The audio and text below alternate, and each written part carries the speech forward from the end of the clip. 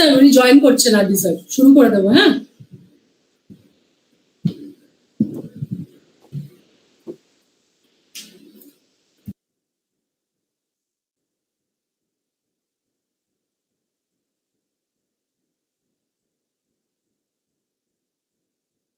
Welcome to our all participants and our respected speakers in this webinar, jointly organized by Department of Philosophy, Prabhu Jagatbandhu College and Indira Gandhi National Open University.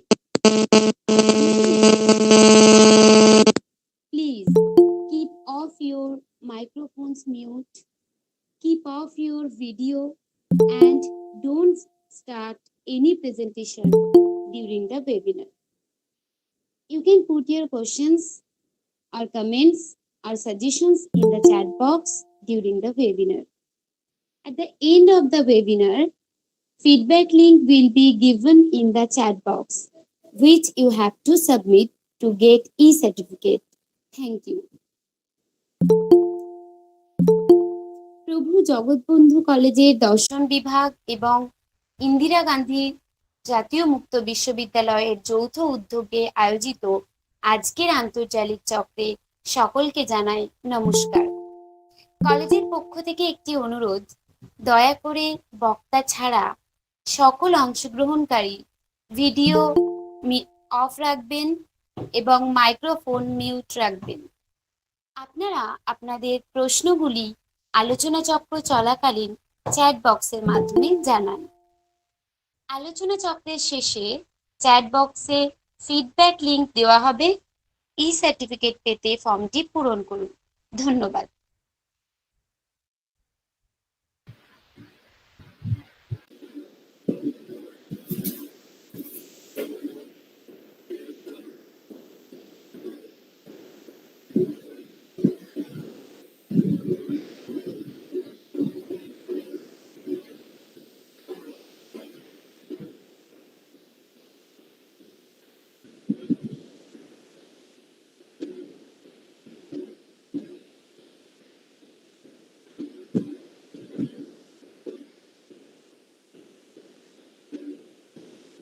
Rabia, just confirm whether the principal sir has joined or not.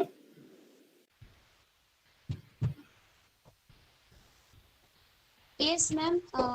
Here I see Principal Prabhu Jagatbandhu College.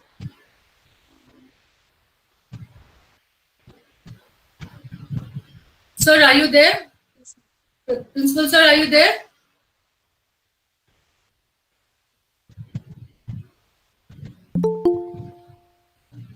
No, I think he hasn't joined.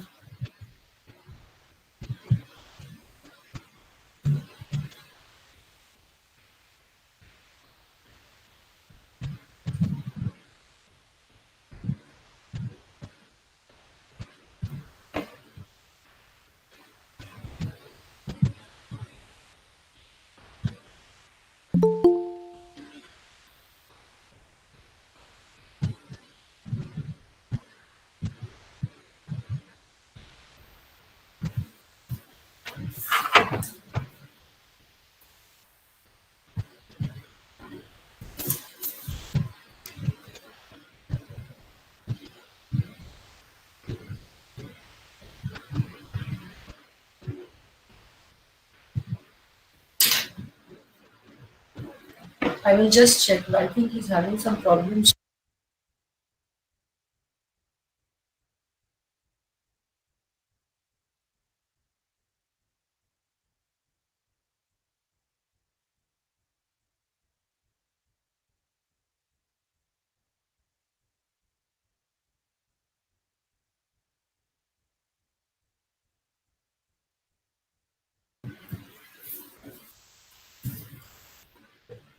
A very good afternoon to all present in this one-day interdisciplinary national webinar.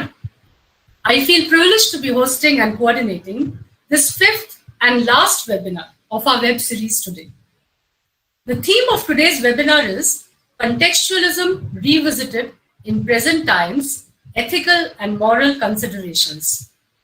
Today's webinar has been jointly organized by the Department of Philosophy, Prabhu Jagatbandhu College, Howrah, and Indira Gandhi National Open University, Regional Center, Kolkata.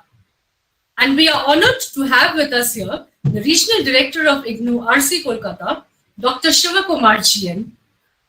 A very good morning to you, sir.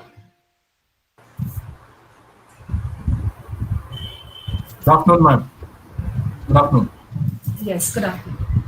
We also have with us here Dr. Subroto Kumar Rai, Principal of Prabhu Jagatbandhu College, Howrah. Good afternoon, Yes. sir. Good afternoon. Good afternoon. And we have been joined with our three esteemed speakers today. Dr. Bala Ganapati Devarakonda, Professor and Head of the Department of Philosophy, University of Delhi. Good afternoon, sir. Good afternoon. Sir, are you there? Yeah, thank you so much. Good afternoon. I would request the participants to please mute their mic, excepting the speakers, of course. Our second speaker today is Dr. Shoibal Chandrupal, Advocate of Calcutta High Court and Supreme Court, and a social activist. Good afternoon, sir. Good afternoon. Our third speaker today is Dr. Shyamastri Bhattacharya, Associate Professor and former Head of the Department of Philosophy, University of Calcutta, Kolkata. Good afternoon, ma'am.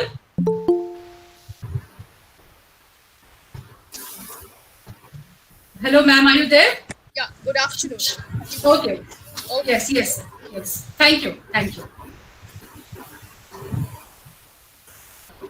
I would request the participants to please keep your audio and video both switched off during the webinar, because otherwise it becomes very difficult for the smooth streaming of the webinar. To begin with, it is said that yesterday is but a dream and tomorrow only a future. But today, if well spent, makes every yesterday a dream of happiness and every tomorrow a future of hope.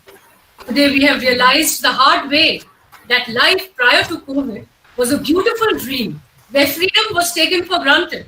The freedom not to bother about how we lived, where we went, with whom we had to meet, who touched me. The freedom to go where we wanted, to dine at restaurants, to visit cinema halls for a movie, to enjoy partying with friends, to organize and attend lavish marriage ceremonies, and the list can go on. Post-COVID is a frightening future, uncertain, depressing, lonely, a life confined by chains of suspicion and fear of infection. It is a future burdened with social, psychological,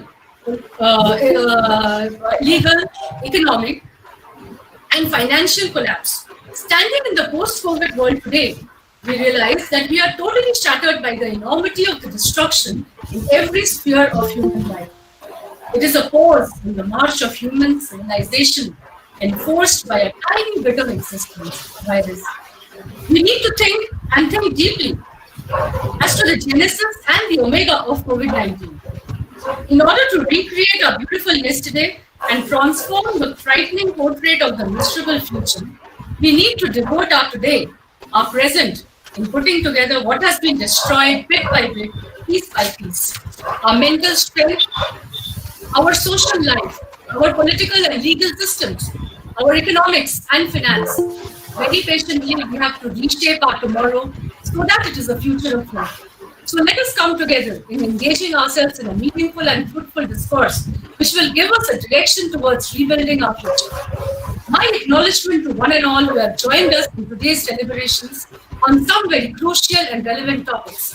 Of course, this will be possible by your active and spontaneous participation in this platform. The cloud of the past few months of the paralytic pandemic has shown us its silver lining, that physical proximity is not important anymore. We have transcended geographical boundaries and barriers to come together to run our web series successfully. Today we are breathing in a new world, a world gaping at something unprecedented. The current outbreak of coronavirus 2019, more commonly referred to as COVID-19, has crippled the entire globe, bringing us to a standstill. We are imprisoned within the walls of our homes for months on end, a traumatic experience we have never felt before. The accelerating spread of the COVID-19 and its outcomes around the world has affected us drastically. It has led us to fear, panic, concern, anxiety, stigma, depression, racism, and xenophobia. Besides, the absence of any medication and vaccination up till now has left us lurching in the dark, utterly confused and perplexed. Moreover, the fear of infection, quarantine, and social isolation seems to have driven us to a point of no return regarding our mental health and stability. Predictably, any contagious epidemic outbreak resulting in a pandemic will have deleterious effects on individuals and on the society. In this scenario, we as academicians, teachers, guides, have a great responsibility towards our students as well as the society at large. We have to play an important role in guiding the mass population in the right direction to combat the virulent virus, to alleviate the mental agony, and to work relentlessly towards overcoming the challenges posed by the persistent pandemic which simply refuses to go. And the philosophers have even a greater role to play given their wide arena to deliver. Under the circumstances, the Department of Philosophy, Prabhu Jagatbandhu College, decided to create an opportunity where academicians would present their expert opinion, provide guidance in various fields, and also suggest the way out of this terrible mess we are in. So we decided to organize a web lecture series, attempting to cover as many areas of topics as possible, deliberating on various dimensions of philosophical thoughts pervading different disciplines like law, economics, human rights, etc. In this series of web lectures, we have attempted to analyze and examine the present theories and principles, legal, economic, social, ethical, and psychological, in order to have a better grip of the situation. In doing so, we have been grappling to get back the rhythm of human life shattered by this pandemic. I am glad to announce that Indira Gandhi National Open University Regional Centre, Kolkata, has joined hands with us in organizing today's webinar. I thank IGNOU-RC for cooperating with us in our academic endeavor. We are privileged to have with us here the Regional Director of RC Kolkata, Dr. Shivakumar GN. So thank you for gracing the occasion. Now I would briefly like to narrate the program schedule of today's webinar. First of all, Dr. Subhrata Kumar Rai, Principal Prabhu Jagatbandhu College, will deliver the welcome address. Then the keynote address will be delivered by Dr. Shivakumar GN, Regional Director, Regional Centre, Kolkata. Next, Dr. Kapali Banerjee, Associate Professor and Head of the Department of Chemistry, Prabhu Jagatbandhu College, and one of the joint conveners of seminar subcommittee, will say a few words here. It is unfortunate that our other convener, Dr. Kishore Mukhopadhyay, Associate Professor of Physics, Prabhu Jagatbandhu College, could not attend due to some unavoidable circumstances. But I extend my acknowledgement to both of them for being with us. Then we will straight away go to our first technical session, where we will be addressed by Professor Balaganapati Devarakonda, Professor and Head of the Department of Philosophy, University of Delhi, on the topic Philosophical Reflections on New Thought. This will be followed by please mute. It is very disturbing. Participants, please mute. Participants, please mute.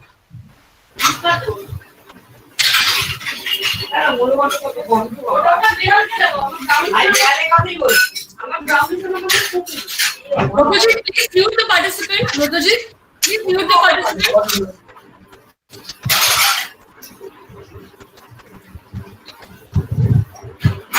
This will be followed by an interactive session coordinated by Professor Rabia Khatun, Faculty, Department of Philosophy, Prabhu Jagatbandhu College. Then in the second technical session, we have a talk on role of leadership in this crucible of COVID crisis and ethical evaluation by Dr. Shoibal Chandropal, Advocate, Calcutta High Court and Supreme Court, and a social activist. This will be followed by an interactive session coordinated by Professor Anjali Mali, Faculty, Department of Philosophy, Prabhu Jagatbandhu College.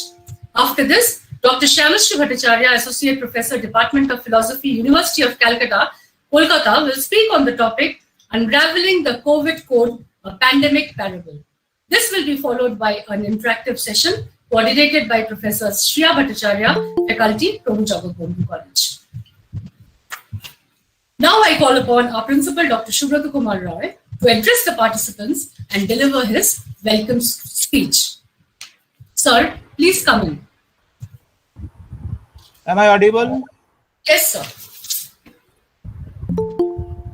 Good afternoon, everybody. Today we have assembled here for the webinar organized by the Department of Philosophy, Prabhu Jagatbandhu College, Howrah, and IGNO, Indira Gandhi National Open University, Regional Center, Kolkata. So with this joint collaboration, I am very proud, very happy, and feel the privilege and the honor that our IGNO Regional Director, Kolkata, Dr. Shiva Kumar Jain, present here to deliver his keynote address. So actually, really, I'm saying I'm very much proud of that. Sir is with us. So, secondly, I welcome our RD sir, Dr. Shiva Kumar Jain. I welcome him in this webinar. Second, I also feel proud that our speaker, Professor Balagar Nopoti Devarandra, Professor and Head, Department of Philosophy, University of Delhi. So, sir, I am also proud of you that you have agreed to deliver the lecture in our webinar. Second, Dr. Shoibal Chandra Pal, Advocate, Calcutta High Court, and social activist. Sir, I am also very much proud, feel honor of you. You have agreed to deliver your lecture in this webinar. Third, Madam Dr. Shamasri Bhattacharya, Associate Professor, Department of Philosophy, University of Calcutta, Kolkata. So, Madam, really I am proud of you that you have agreed to deliver your lecture today. Thank you. So, I welcome all the speakers, our IGNO Regional Director. So, I welcome all of you. And one thing to say that all the professors and research scholars, those who have participated here, I am actually very much lucky that you have already a good number of participants already joined in our webinar. And lastly, I am very much happy that our students of Prabhu Jagatbandhu College, Department of Philosophy, and other departments also, our faculties of Prabhu Jagatbandhu College also, staff also participated in this webinar. I welcome them all. So I welcome the other participants, dignitaries, those who have participated here. But before the end of this welcome address, I want to say few words regarding the today's topic, contextualism revisited in present times, ethical and dignitaries and other participants here, professors, research scholars, and others. With warm welcome to all of you. Thank you. Welcome. Over to Dr. Sudoparai. Thank you, sir. Thank you for your wonderful welcome address. And I think your words have truly touched the chords of all the participants present and made them feel comfortable and welcomed. Just a few words for us, Principal Sir. We are very fortunate to have this kind of a dynamic head of the institution who never wavers to inspire us in performing our tasks as teachers and academicians. He has been a motivating factor for our department to have undertaken this Herculean task of organizing the web series. And not only us, he has inspired all the departments of our college to undertake such academic activities, ever ready to extend all possible help so that we may overcome all hurdles in the path of our academic development. In fact, our joint organizers today, IGNOU, was also ushered into our college by him. Establishing an IGNOU study center in our college was a dream of our principal, whose determination, diligence, and sincere efforts transformed this dream into a reality. Now I have the privilege of inviting Honorable Regional Director of IGNOU, RC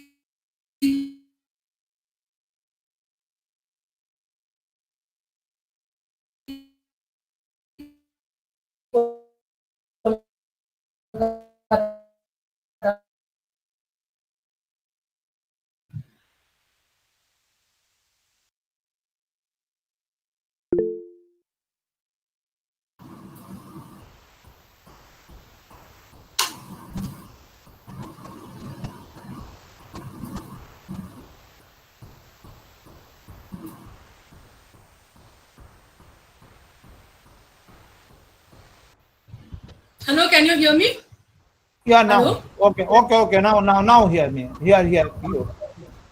Anyway, I don't know from when I got disconnected. There's technical glitches Yeah. which we have to face. Yeah. Am I clear? Am I clear now? Very much. Yes. very much. Yes. Lavya, can you please confirm whether I'm clear or not? Yes, ma'am. Yes, ma'am. Yes, ma'am. Clear. You are clear. Hello? Yeah, you're clear. Clear. Yes, ma'am. Okay. Clear. Audible. Okay. Now I have the privilege of inviting the Honorable Regional Director of IGNOU RC, Kolkata, RD Sir, as he is popularly called, for delivering the keynote address. First of all, let me thank you, sir, for agreeing to jointly organize the webinar today with the Department of Philosophy from Jagatbandhu College and gracing our event with your august presence. I would request you to say a few words to our participants about him. After completing his graduation from St. Joseph's College affiliated to Bangalore University in Political Science, he pursued his post-graduation from Jawaharlal Nehru University, New Delhi in International Relations. He then completed his MPhil degree from JNU, New Delhi itself, on Soviet foreign policy towards crisis in Eastern Europe in 1980 to 84. He went on to pursue his doctoral studies in JNU, and his thesis was on a very interesting topic: Soviet foreign policy towards crisis in Eastern Europe, a case study of Poland, emerging political scenario post-collapse of Soviet hegemony. He did not stop here and completed his postdoctorate from the University of Berlin, Germany. Besides his academic achievements, he has proved his excellence in the administrative sphere over a long span of 25 years, being associated with IGNOU in an administrative capacity. Before coming to Kolkata, he has served in various regional centers pan-India, Delhi, Ranchi, and Guwahati, to mention a few. Despite being involved in administrative work, he has not ceased to be an academician par excellence. Throughout his long career, he has attended as well as presented innumerable papers and national seminars pan-India on a variety of topics of international relations of immense relevance today, like disarmament, peace and conflicts in Asia and South Asian countries, and also published over 50 research articles in national and international journals on current affairs.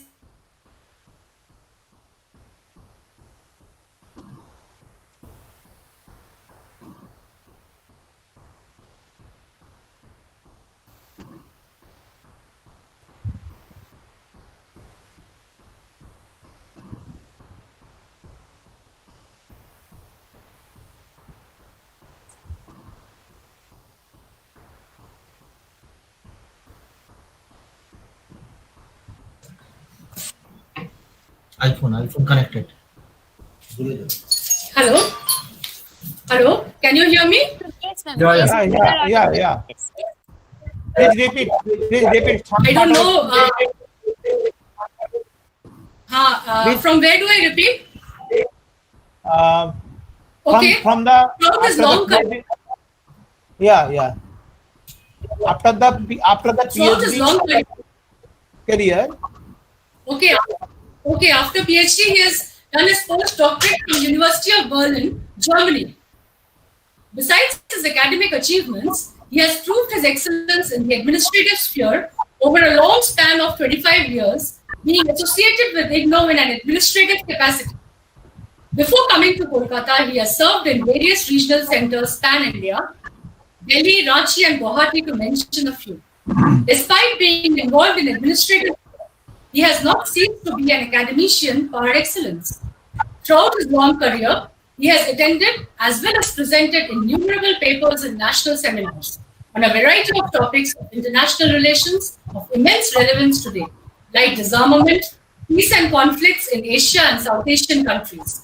He has published over 50 research articles in national and international journals on current affairs, international relations, arms race and disarmaments, and India-Pakistan military strategic issues and fallout. Further, he has great contribution in the field of education through his membership in different academic bodies like the Academic Council of Netaji Subhash Open University, West Bengal, State Advisory Committee on Open Distance Learning, Government of Karnataka, Accreditation Committee Open and Distance Learning. Apart from his professional achievements, I would like to highlight that aspect of his persona which has touched me deeply. We all know that IGNOU, established by an Act of Parliament in 1985, has since its inception continuously striven to build on an inclusive knowledge society by offering high-quality teaching through open and distance learning modes. In our college, in the conventional system of education, we get an opportunity to meet and interact with our students, come to know of their aspirations and hardships. We try to bridge the gap between the two as best as possible within our means. And this togetherness imbues in us a deep feeling of love and care towards our students. This is natural and spontaneous. But unfortunately, in the distance mode of learning, this intimate interaction with students is missing. Nevertheless, I was touched by RD Sir's commitment, involvement, care, and concern for his students enrolled in the IGNOU. In the past 1 year, I have interacted with him. I would like to mention two specific such incidents. First, when we were overwhelmed by witnessing his impatience to meet the students who were waiting for him during the induction meeting in our college, after a long drive through the meandering lanes of suburban West Bengal, sitting through traffic jams and potholed streets, he simply refused to accept any refreshments in the form of tea or snacks and was eager to meet the students waiting for him. Secondly, I was touched by his ardent request to me to look after the students while they were appearing for their term end examinations during December 2019, when he asked me to ensure that they get a comfortable environment while writing and should be served with clean drinking water. And he continuously emphasized that, the water should be clean. Please ensure the water should be clean. His sincerity towards students with whom he had never interacted was really amazing. Every successful human being has some unique qualities which makes him shine amongst others. There is a lot to learn from you, sir. Sir, I have a request to you. We have a lot of our students attending this webinar, and so I would request you to say a few words, especially for them, to uplift their morale during such tough times of COVID times. Over to you, sir. Please come in. We are eagerly waiting for you to listen to you. Am I audible? Yes, sir. You are audible. Yes, sir. You are audible. Respected Dr. Subrata Kumar Ray, the principal of Jagatbandhu College, Dr. Sutapa Ray, the head Department of Philosophy, Jagatbandhu College, eminent speakers, participants, friends and colleagues. I am extremely happy to be a part of this giant collaboration of a national webinar, and I'm extremely humbled by word of appreciation by Dr. Sutapa Rai. I really do not know whether I deserve so much of compliment that I've received from Dr. Ray. Basically, she is a very dedicated and committed academician. So that is the reason why she is showing a lot of compliment on me. Having said that, I'm extremely to be happy that I'm part of this national webinar. I'm sure in future also the collaboration will continue. You all know that recently the ministry has announced the national education policy, which is a very appropriate, very pragmatic, very focused, and which appears to be a very multidisciplinary approach, and which appears to be very student friendly. This national education policy envisions creation of a shining India with enlightened citizens who are also effective stakeholders in the making of global society is finally in place after say about 34 years. The methodology adopted by its makers evidently participatory, democratic, and must have considered the opinion from the diverse section of the population covering the wide range of institutions. This clearly shows that a step towards integrating a collective consciousness of a society seeking a paradigm shift. It is indeed an urgent need of the hour to create a paradigm shift in the value consciousness of the individuals who will inherit and inhabit the changes in the society, which is equipped through scientific temperament, high human values of universalism, equity, and holism. The most important duty for us is not just creating instruments and institutions that can exploit a resource of the planet to build a fragmented empire. The real challenge is to create a human being capable of reaching the highest potential embedded in the humanity, who will participate and lead the creation of instruments of technology. Education today is not just limited to accumulation of information. It has moved on from collection of information to knowledge seeking for eradication of ignorance.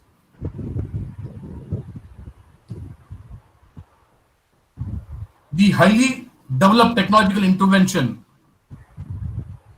has ensured every kind of information is available to the palm of our hand. The role of education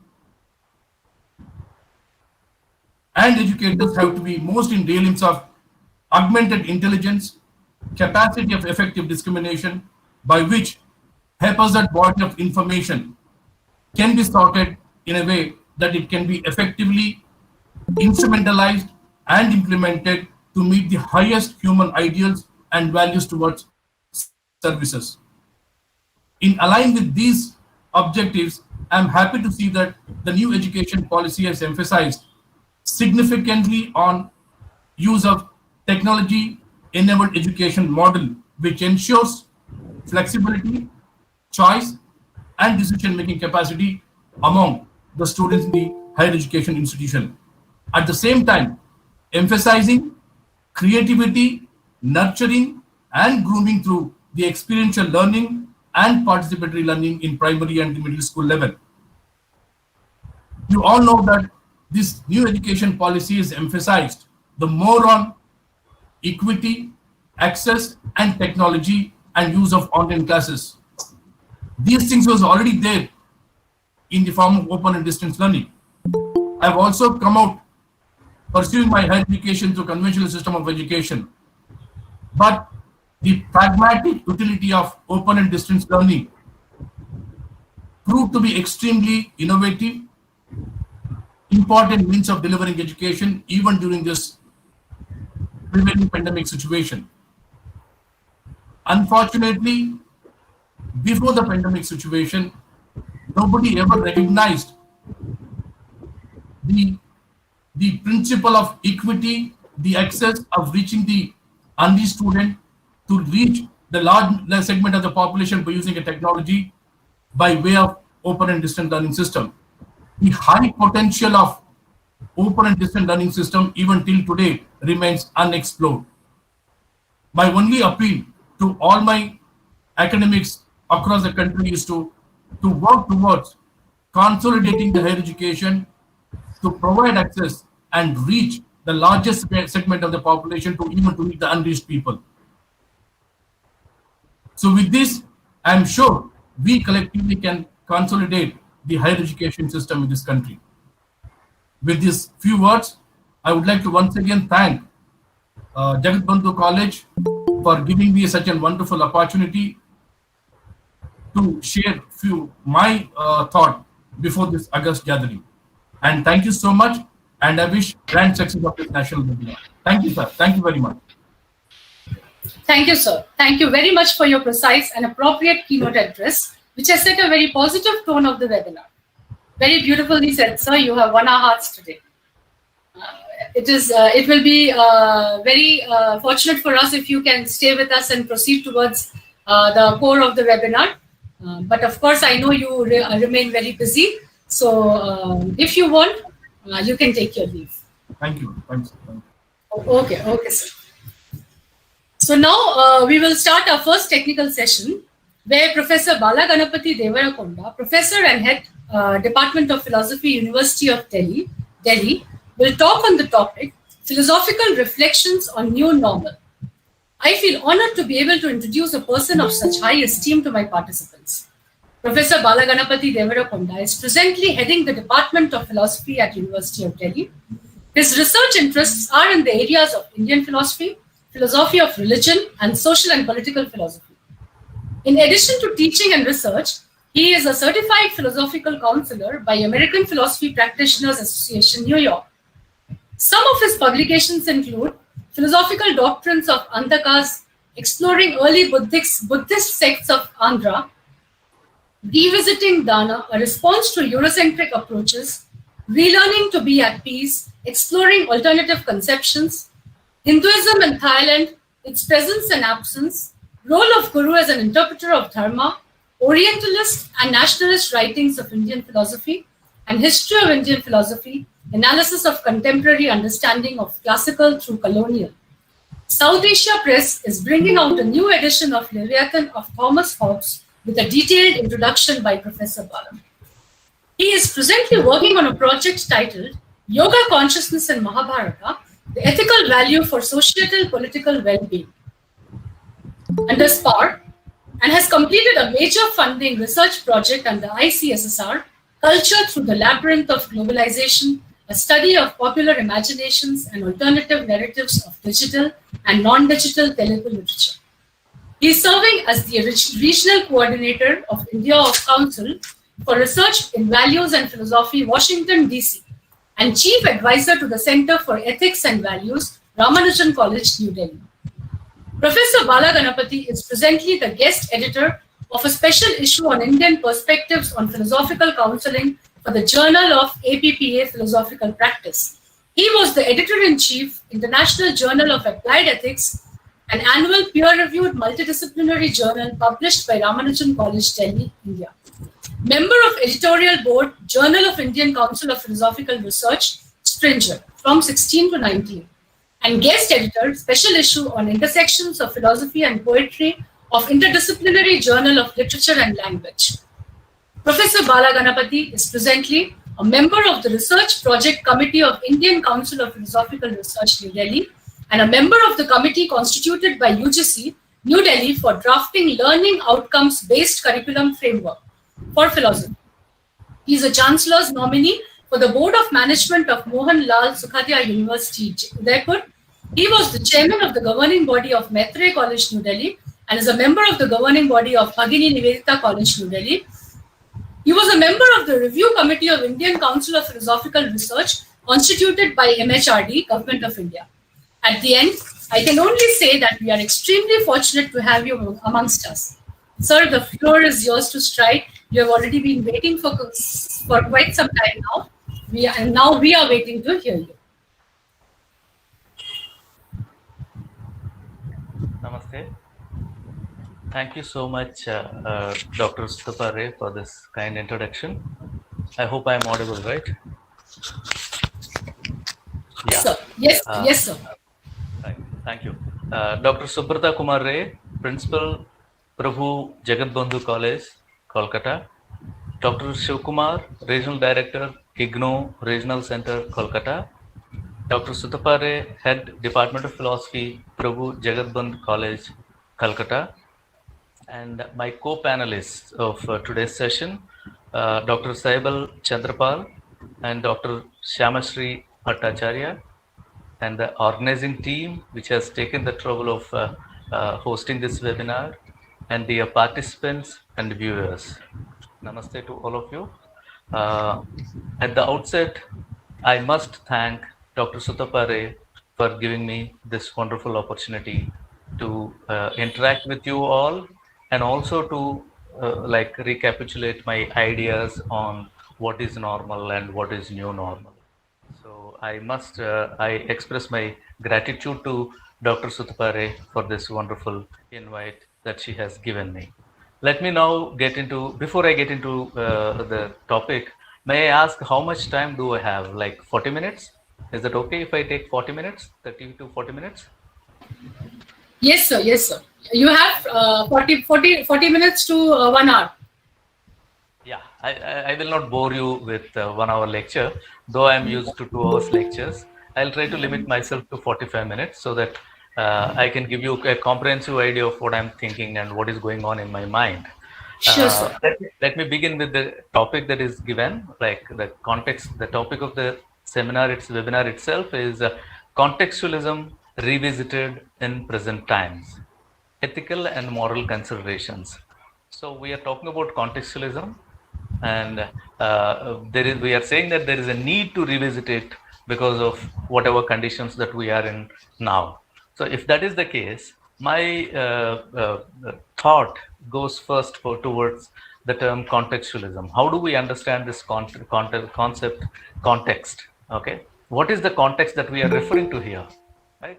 So because this is important, because when we try to understand when we try to understand context, it is not that it obviously tells us that the present is important, but it also tells us that whenever we talk about context, the context or the present always stand on the shoulders of the past. So past is also important because the past is the one which laid foundation for the present. So the context that we are talking about of the present is shouldered by the past, and this is important. So that's how we have to go back to the past to understand the present. In the similar way, it is not enough if we only talk about the present, because every time, every action of the individual and every thought of the individual is, though it is rooted in the present, but it always tries to aspire something towards the future. That is how when we talk about context, in fact, what we are trying to say at this present moment, we are shouldered by the past and we have aspirations for the future. And that is how the context is a combination of past, present, and the future. So my lecture today would be rooted in all these three aspects of time. Okay. So having said that, there are certain questions that I would like to deal with in this presentation. For example, I would begin with something called what occasioned this new normal that I am referring to, because I am referring to basically, as I mentioned, my topic for today is philosophical reflections on the new normal.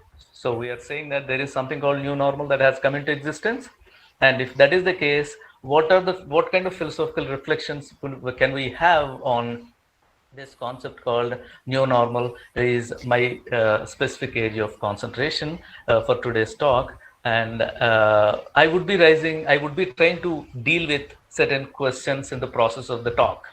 One of the questions is what occasioned this new normal that we are talking about. We all know that it is COVID-19 which has occasioned this talk on new normal. So that I would be dealing with in the first part as an introduction, and then I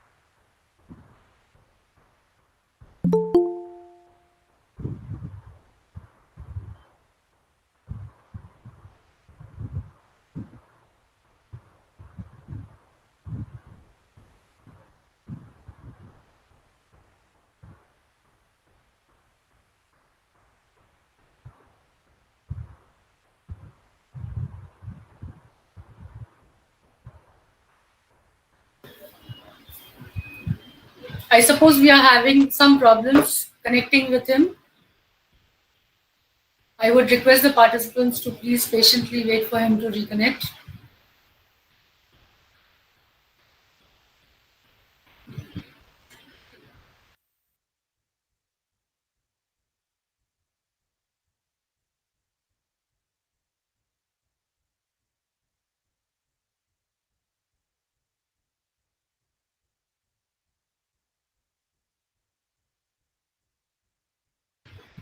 Yes, sir. Sir, you have to unmute yourself, sir.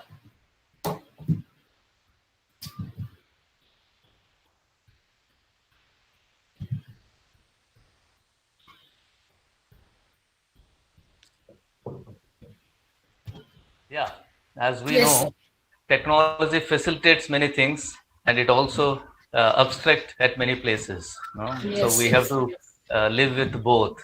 We have to enjoy its facilities. We also have to bear with its faults, no, wherever it lapses. So what I'm Yes. trying to say is, what occasion this new normal is the first question that I'm raising and I'm trying to respond to. It is, of course, this COVID-19 virus which has occasioned this new normal. There is no doubt about it, and we all agree with that. But what is very important is, what is this COVID-19 virus that we are referring to? Is it, when I ask this question, what I mean by this is it a living one or is it a non-living one? No. See, if we are talking about this virus, we have to answer this question like because if it is a completely living one, then it would have occasioned a different kind of new normal. If it is completely a non-living one, it would have occasioned a different kind of new normal, or probably there is no need of new normal at all. But what is it that we are referring to when we are referring to COVID-19, and how is this virus affected the new normal, which means whether it is living or non-living is very important for us to deal with. Okay, so if that is the case, right, how do we understand it? Is it living or is it non-living? We understand that it is both. How can it be both? Because it is living in the potential way, because as long as it inhibits, cohabits the human body or a human cell, it would be staying as something like dead. Only when it touches the human body, it starts multiplicating itself. So that is how, as long as it gets connected to the body or human cell or a cell where it can replicate, it is a dead. It is almost equal to dead one. But only when it touches the body, only when it touches a human cell where it can multiplicate itself, it becomes living. So which means, like as Shankaracharya in Advaita Vedanta says, Maya is anirvachaniya because it is real as long as you are in Maya, and it is unreal once you come out of this Maya. So that is in the similar way, it is dead as long as it doesn't get connected to the living cell, and it is alive as and when it gets connected to the living cell. So this is an important characteristic which has changed our human course of action and which has occasioned this new normal that we are talking about. This characteristic of COVID-19 is very important to get into the concept of new normal for me. Okay. Now, if we are asking like what is new normal kind of a question, then this kind of a question, like it presupposes certain things, it assumes certain things. Okay, when we are asking this question, what is new normal? This new normal, are we referring to the present or are we referring to the future? Are we referring to the situation in which we are now? Okay, are we calling this the present instance to be new normal, or are we referring to the post-COVID to be the new normal? Is another important aspect that we have to clarify. For me, I believe that we are referring to the post-COVID world to be the new normal, and the present one in which we are living now is a transition period. Okay, some scholars are assuming that the transition period is new normal. So, but I don't agree with them completely. I assume that the post-COVID world would be the new normal, which is very difficult for us to deal with. So, And also when we refer to new normal, what we mean by that is we are assuming three things at least. One is there is normal, and the second one is something happened to the normal. So that's how we are in the transition period in which we are now. Okay, we are all, the world now is in transition period. Okay, there was a normal which is pre-COVID times, and there is a transition period, and there would be post-COVID times which would be new normal that we are referring to. So what I mean by this normal is, for example, in India, elsewhere in the world, COVID-19 has affected before COVID-19 has affected before December, before January 2020. But in India, in fact, it has come into India only during January, after January 2020. And that is how the pre-January 2020 time in India is the normal. Okay. And from January 2020 onwards, we are in this transition period. I don't know, and we don't know how long we are going to be in this transition period, but we would be reaching the post-transition period, which would be post-pandemic COVID-19. That would be the new normal that we are looking at. Okay, so this division is very important to me. Let me now take you further to understand what is this life in new normal that we are going to think of. So if we get into such kind of a quest, the first question that comes to us is, how do you understand life, human life? Okay, life means human life or any kind of life, for instance, but we would specifically refer to human life in this context. So what is life? Okay, so if I raise this question, let me answer it through my own explanation. Okay, for me, the individual, if he is living all alone in seclusion, or if he is living with himself, that's not completely a kind of life that we are referring to, that I am referring to as human life. Okay, because for me, individual in relation to the other is very important, and individual in relation to the other is the one which we can we can call as human life. Okay, so what I mean by this is, there are human beings. For example, there is a human being. Okay, we are all human beings, and we act and react, right? As human beings, we continuously act and also continuously react. Okay, when we act on the world that is around us, and we react to the world that reflects on us. Okay, so we act and react to the factual world that is around us. So you are an individual and you have a world which is factual world, which is a given world. For example, if you go by the existentialists, like you are a being in the world. So your being in the world is very important, which makes you be living in the world. Okay, so being in the world is very important here, and you are thrown into the world. So you as individual try to interact with the factual world, and this interaction is the one which makes you be living in this world. Okay, that's human life. And how do you interact with the world, factual world?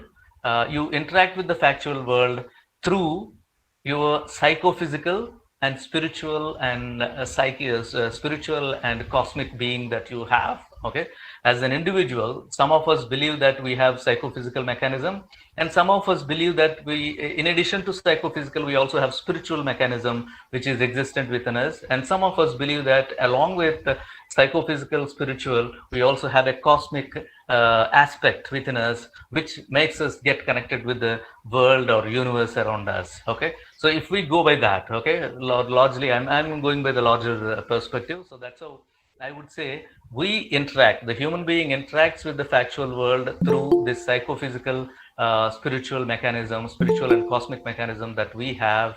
And this interaction is very important, and this interaction is the one which characterizes the human life as such. So it is not that the human being interacts with the world and he acts and reacts to the world and he affects the world. No, it is that the world in turn affects the individual as well. So that is how life is a multifaceted kind of one, because individual affects the world, and the world in turn affects the individual, and this mutual affection affecting aspect is very important for us to develop our own worldview.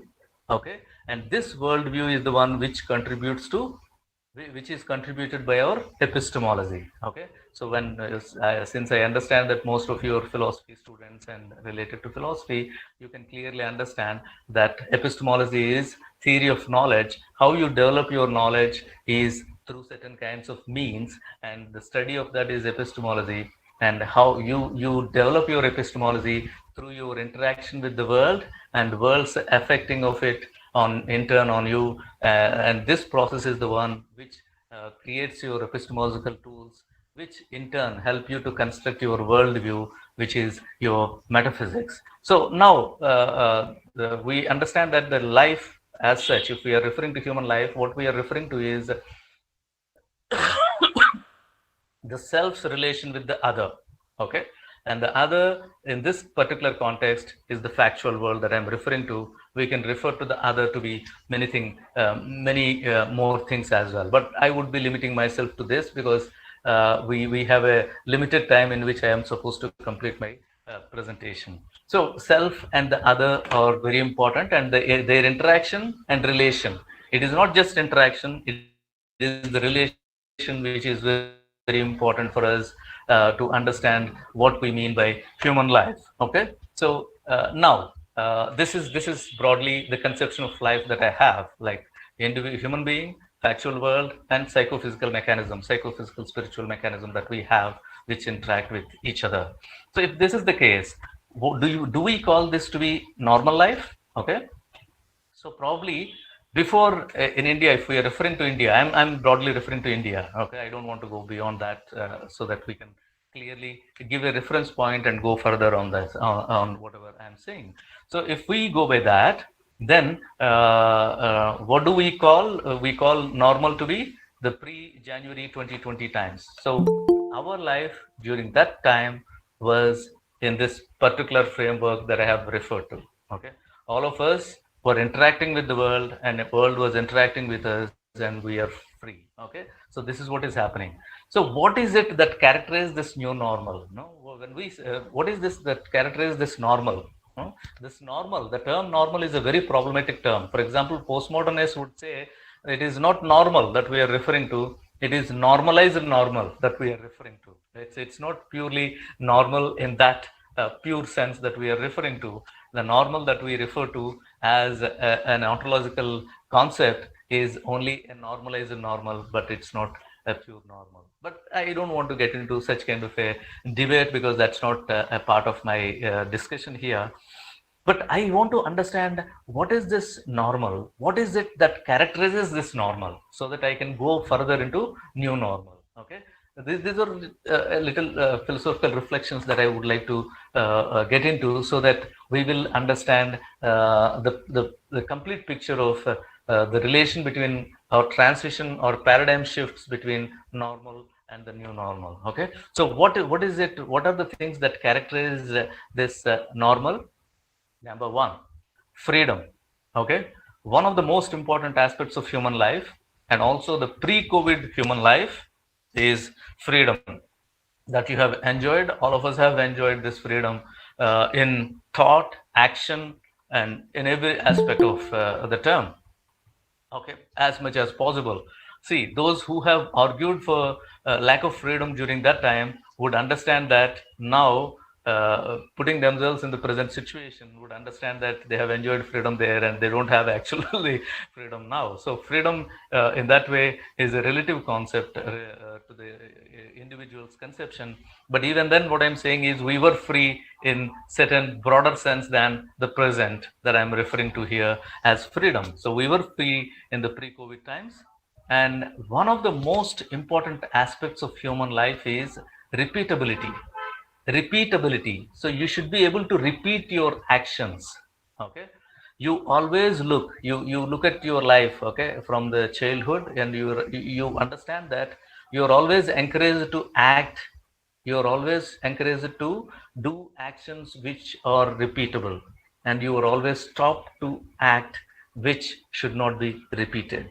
Okay, so you are stopped from unrepeatable actions, and you are encouraged to perform which actions which are repeatable. So repeatability is a very important aspect of normal human life, where We feel normal only when you are able to repeat certain kind of actions. So if every action is going to be a new one, then you really get scared to lead such kind of a life. So this normal life that we are referring to, it has given you freedom, and at the same time, it has given you freedom to repeat your actions again and again. That's what gives us a comfort zone. No, we do talk about comfort zone. Comfort zone basically means you are able to repeat your actions, and even the knowledge process that you say by hearting and whatever is like repeatability is very important in that context. The third important aspect is predictability. Okay, only if you can predict. Okay, there is a possibility of prediction in the normal life that we were referring to, where the individual with his psychophysical and spiritual mechanism is interacting with the natural world or physical world or social world that is existent around him, and he knows he can predict what others would do, and he can predict so many things.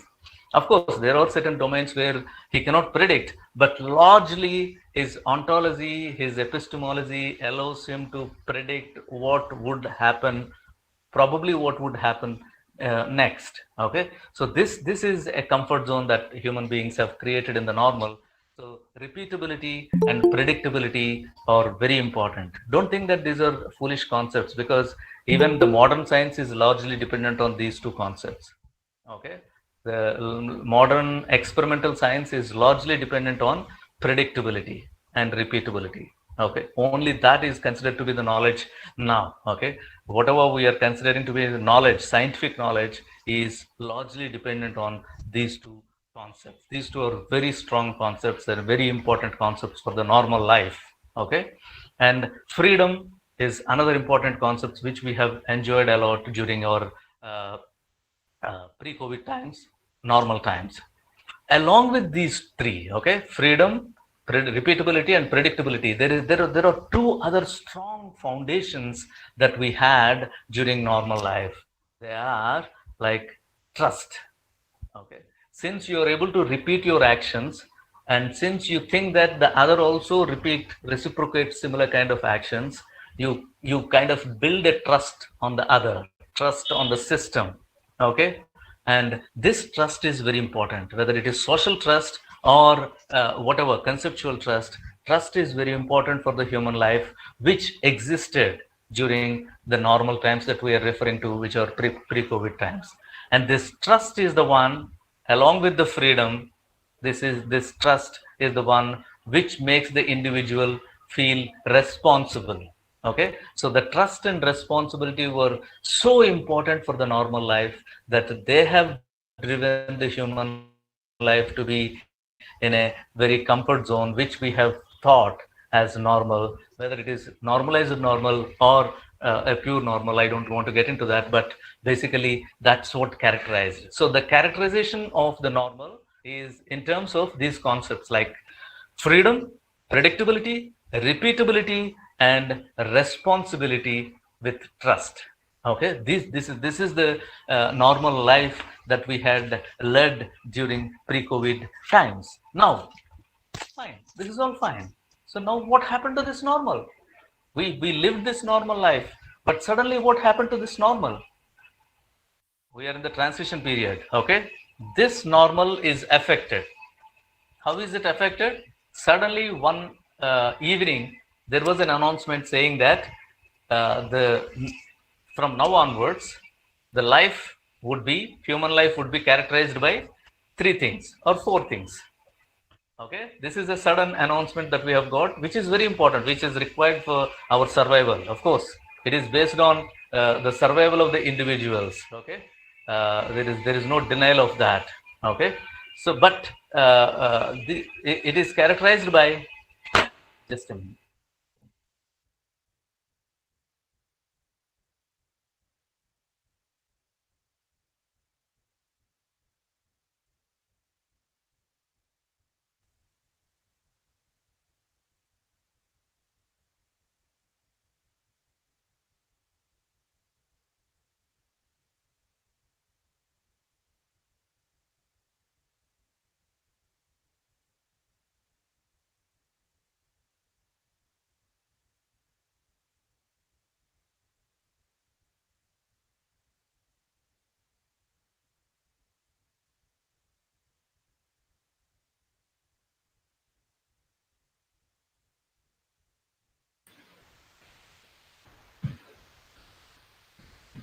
I think we have lost connection with him again, no?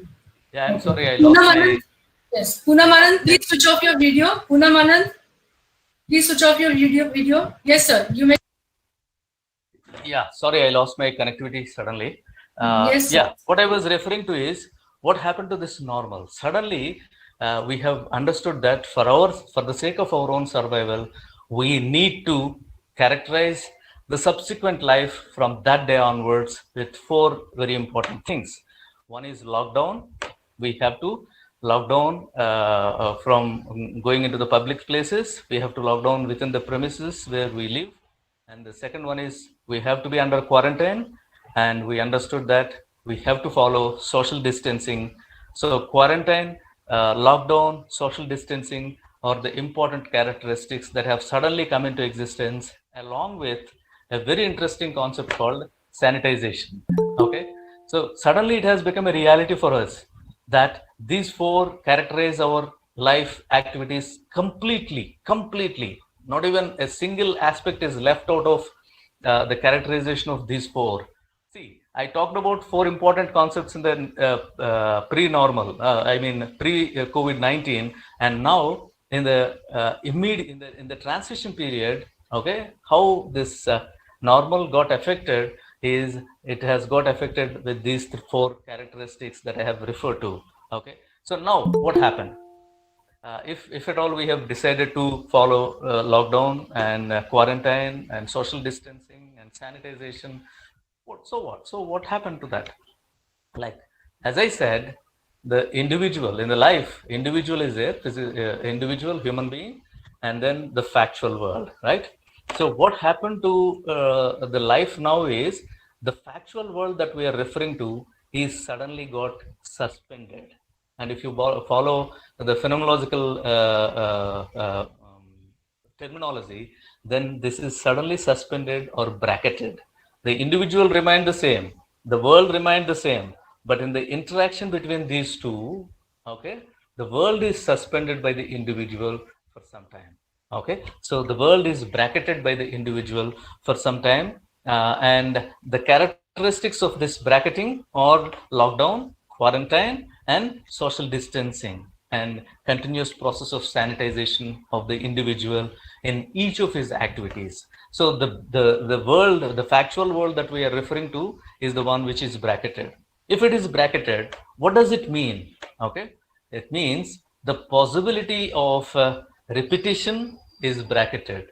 The possibility of predictability is bracketed. The possibility of freedom is bracketed. So when we say the external world is bracketed, what do we mean by that is the repetition, the possibility of repetition, possibility of predictability, and possibility of freedom.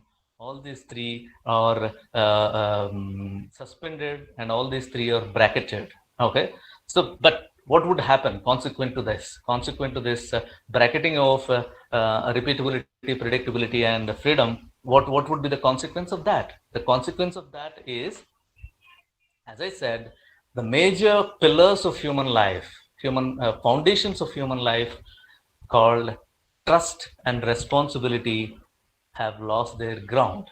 Okay, once you understand that you don't have freedom, once you understand that you cannot have knowledge of repeatability and predictability, then the consequence of that is trust and responsibility, or which are foundations of human life, have lost their ground. Okay, that is the situation in which we are now. The transition period in which we are now is characterized by this loss of trust and loss of responsibility to some extent. This creates a kind of uncertainty. Okay, so this loss of not being able to trust anybody, not being able to be responsible of our actions, these two in fact create a kind of uncertainty in the minds of each one of us. What do I mean by this uncertainty? Each one of these concepts are so strong and so multifaceted, so enthralling to each one of us, that this uncertainty in terms of time and space, we have uncertainty in terms of time and space, and when I say time, okay, What I mean is the duration. There is an uncertainty regarding the duration of this present situation. No? So you don't know how long it is going to continue, how long this uncertainty is going to continue. In the similar way, spatially also it is disturbing to each one of us, like which place is safe.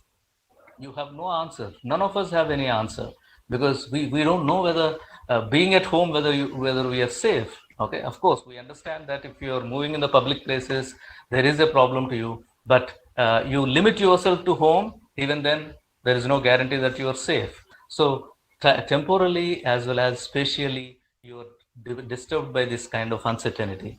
But along with this, there is one very important and one very disturbing epistemological concept that I would like to talk about here. Like, we understand that we know something, and we understand that we don't know something, and we are always comfortable with this. That if you know that I know this, and if you are very sure that you don't know this, then we feel comfortable with such kind of clarity in our minds. But this COVID-19 transition period, because of this uncertainty and losing of various kinds of freedoms that we have enjoyed during normal times, okay, they create a kind of situation in which we are now, where your knowledge is, you know, only half of the unknown. Okay, the present situation, the transition period in which we are now, is characterized by knowledge of only knowledge only of half of the unknown. Okay, if you don't know something, that is fine. If you know it something, that is fine. But if you only know half of the unknown, that creates a kind of disturbance, uncertainty, and managing that kind of uncertainty is very difficult. You don't know COVID-19 completely, and at the same time, you cannot say that I don't know anything at all. Okay, you know only very little of it, which makes you more vulnerable and very difficult for you to handle it. Okay, so this unknowability is a very important aspect that really contributes largely to the uncertainty of the contemporary times. Along with this, there is a kind of uncertainty of a different kind. Like in this transition period, knowledge, the possibility of knowledge largely gets affected. Okay, so what I mean is, in the modern scientific sense, only something that is predictable and only something that is experimentable. See, basically, when you say experimentable, only the experimentable knowledge is the kind of knowledge. What you're largely saying is something that you can repeat, and something that about which you can predict, or the ones which you can understand to be knowledge. But in this transition period in which we are now, such kind of possibility has become very less and less. I'm not saying there is no possibility at all, but I'm saying this kind of possibility has become less and less, because you don't know. You always say, I'm uncertain whether I can do this or I cannot do that. So the previous knowledge, we also understood that the previous knowledge that we have is only partially useful to the present times, because you are not able to use the previous knowledge completely in the transition period. You can only use partially that, and presently the partial knowledge is insufficient to you, and no new knowledge is becoming possible in this kind of the present times, because everything is partial to your conception. So there is an uncertainty with regard to rapid fashion, as you were doing in the pre COVID-19 times. The knowledge acquisition now in this transition period is trying to be very careful, because you're endowed with a kind of uncertainty. So it has become the pace of the knowledge acquisition has become has come back to the minimum, and it is going in a slow pace, which is very important for all of us to understand. And that way, the modern science is also largely getting affected. And I think, though I am not an expert in this area, but I would say the larger debate that we have in epistemology, which begins with knowledge being justified true belief, I think there is a need to revisit such kind of conceptions once again, so that we can have a better understanding of justified true belief or what is knowledge once again. But anyway, that's not my concern here. Okay, so now, like, human being is a relational being. That's what I have stated. Okay, and relational human ontology that we have that each one of us have, right? Human ontology is a relational ontology. Okay, and how is this related to the other? No, how, because this relational ontology is also getting affected due to this COVID-19 pandemic. Okay, you are not able to relate yourself in an affectionate, emotional, and rational way in which you used to affect or relate yourself to the to your fellow beings and family members and friends, others, as you were doing before COVID-19 times. So this relational ontology is getting affected, which again creates a kind of disturbance. And this also characterizes the present transition period in which we are now. So this relational ontology, the effects of this relational ontology argue or state that there is a need for re-understanding, okay, re-understanding the relation or reconceptualizing the relation between self and the other. Self and the other were understood in pre-COVID-19 times in a different way. Now the transition period necessitates a kind of reconceptualization and re-understanding of the relation between self and the other. How do I understand? How do I relate I with we? Okay, so it's in Indian conception, it is never I and you. Okay, it is always a transition from I to we. Okay, that's why that's how it has developed. Okay, so now there are certain things. How do you enrich this ontology, human ontology, relational ontology? There are at least three possibilities that I have in my mind, which I thought I should share with you. Like, how do you, when I say the relation between self and the other, these are the three possibilities. Self in the other, either you should start assuming and going further in relating yourself by thinking that self in the other. Okay, say for example, there are migrant workers who have largely affected by this economy which has collapsed now, and who were staying at different places away from their hometowns, and who wanted to go back by walk, who traveled by walk, etc. Right? So how do you relate yourself to the other, which is very important for us? So one way of looking at it is self in the other, and the other aspect of relational ontology is other in the self. Okay, so you can reflect you in the other, so that you can develop a kind of compassion and whatever possible sympathy and empathy. And also you can either do other, okay, in the self. Okay, you can look for other in the self. And the third one is a very important one, probably this would be more useful to the contemporary times: self with the other. Okay, self in the other and other in the self, these are possible, but these are possible at only a minimal level, though they are required to be at the maximum. But what is possible to the large extent in the contemporary times is self with the other. You can always move with the other, and that is how you can contribute to the ontology of the others, and you can also enrich your own ontology. Unless, I'm saying this because we understand now the concept of happiness in a better way than any other times before. Okay, sometime back, if somebody said, somebody asked this question like, how can I be happy? You tell them that, yeah, you can do this, you can do this, you can help others, and that is how you can get happiness, which continues to be with you. And you have to make your family happy so that you can be happy. You have to make your society, you have to contribute to the happiness of the society so that you can be happy. People would think that that's nonsense. No, I don't really subscribe to this kind of a view. But now I'm telling you, my friends, like, we clearly understand that unless your society is safe, you're not safe, right? We agree with this. COVID-19 has taught us a lesson saying that if you say I'm safe, you're never safe. You have to make your surroundings safe. You have to make your family safe. You have to ensure the safety of the society. Only then you are safe. Otherwise, you are never safe.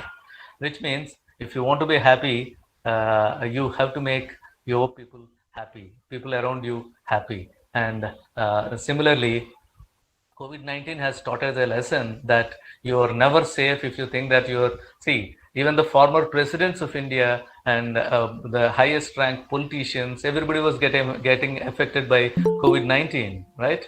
So, which tells that unless you people around you are happy, you can never be happy. Unless people around you are safe, you can never be safe. So, this is a wonderful lesson that we have got, which tells us that relational ontology is getting strengthened and which we have to seriously look at. Now I come to the last part of my talk. I will not take much time because I understand that I have disturbed you or I have been like contributing to a lot of confusion. Okay, but let me go for the last part of my talk where let me talk about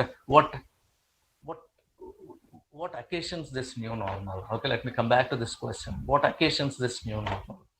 What constitutes this new normal, and what this new normal should promote? Okay, I would be addressing these three aspects in this part of my talk. Okay, so now, like, what occasions this new normal? Because I have explained you the characteristics of the normal, and I have also explained you how the transition period has affected the characteristics of the normal. Okay, now we are reaching the third phase where we would start talking about the new normal. Okay, so I'm taking you to the third level, third part of my talk, where I would be dealing with the concept of new normal. So what occasions this new normal? Okay, it is not that this new normal is getting a welcoming reception. Okay, it doesn't have that positive, very welcoming kind of a reception. What occasions this new normal is something that is probably very disturbing to each one of us. And this new normal is occasioned by, number one, ambiguity. Okay, there is an ambiguity in our ontology, in our epistemology, in the sense that you don't know the other is whether symptomatic or asymptomatic. Okay, see, you may think that he doesn't have any symptoms. So can you touch him because he doesn't have symptoms? You don't know.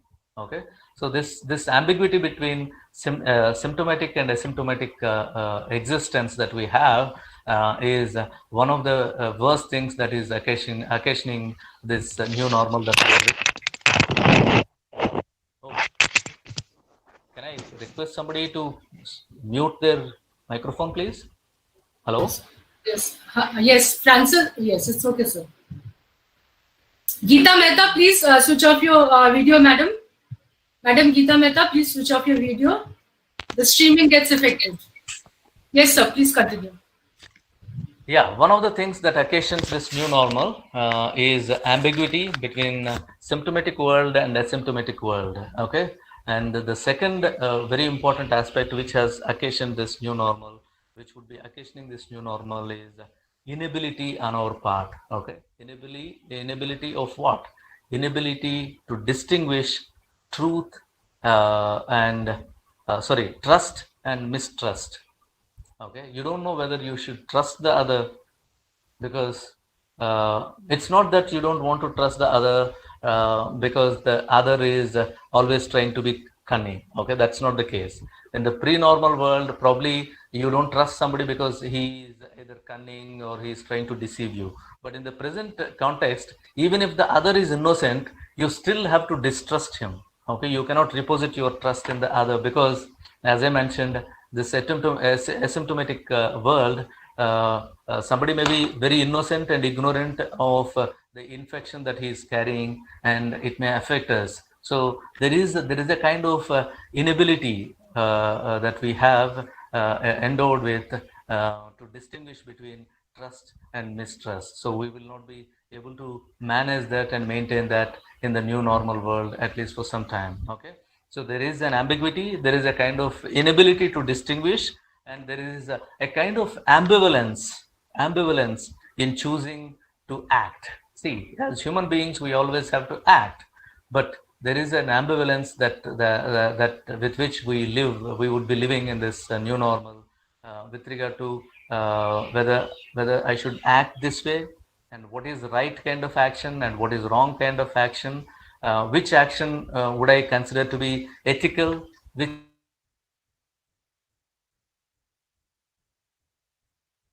action would I consider to be unethical? Which action would I consider to be unethical?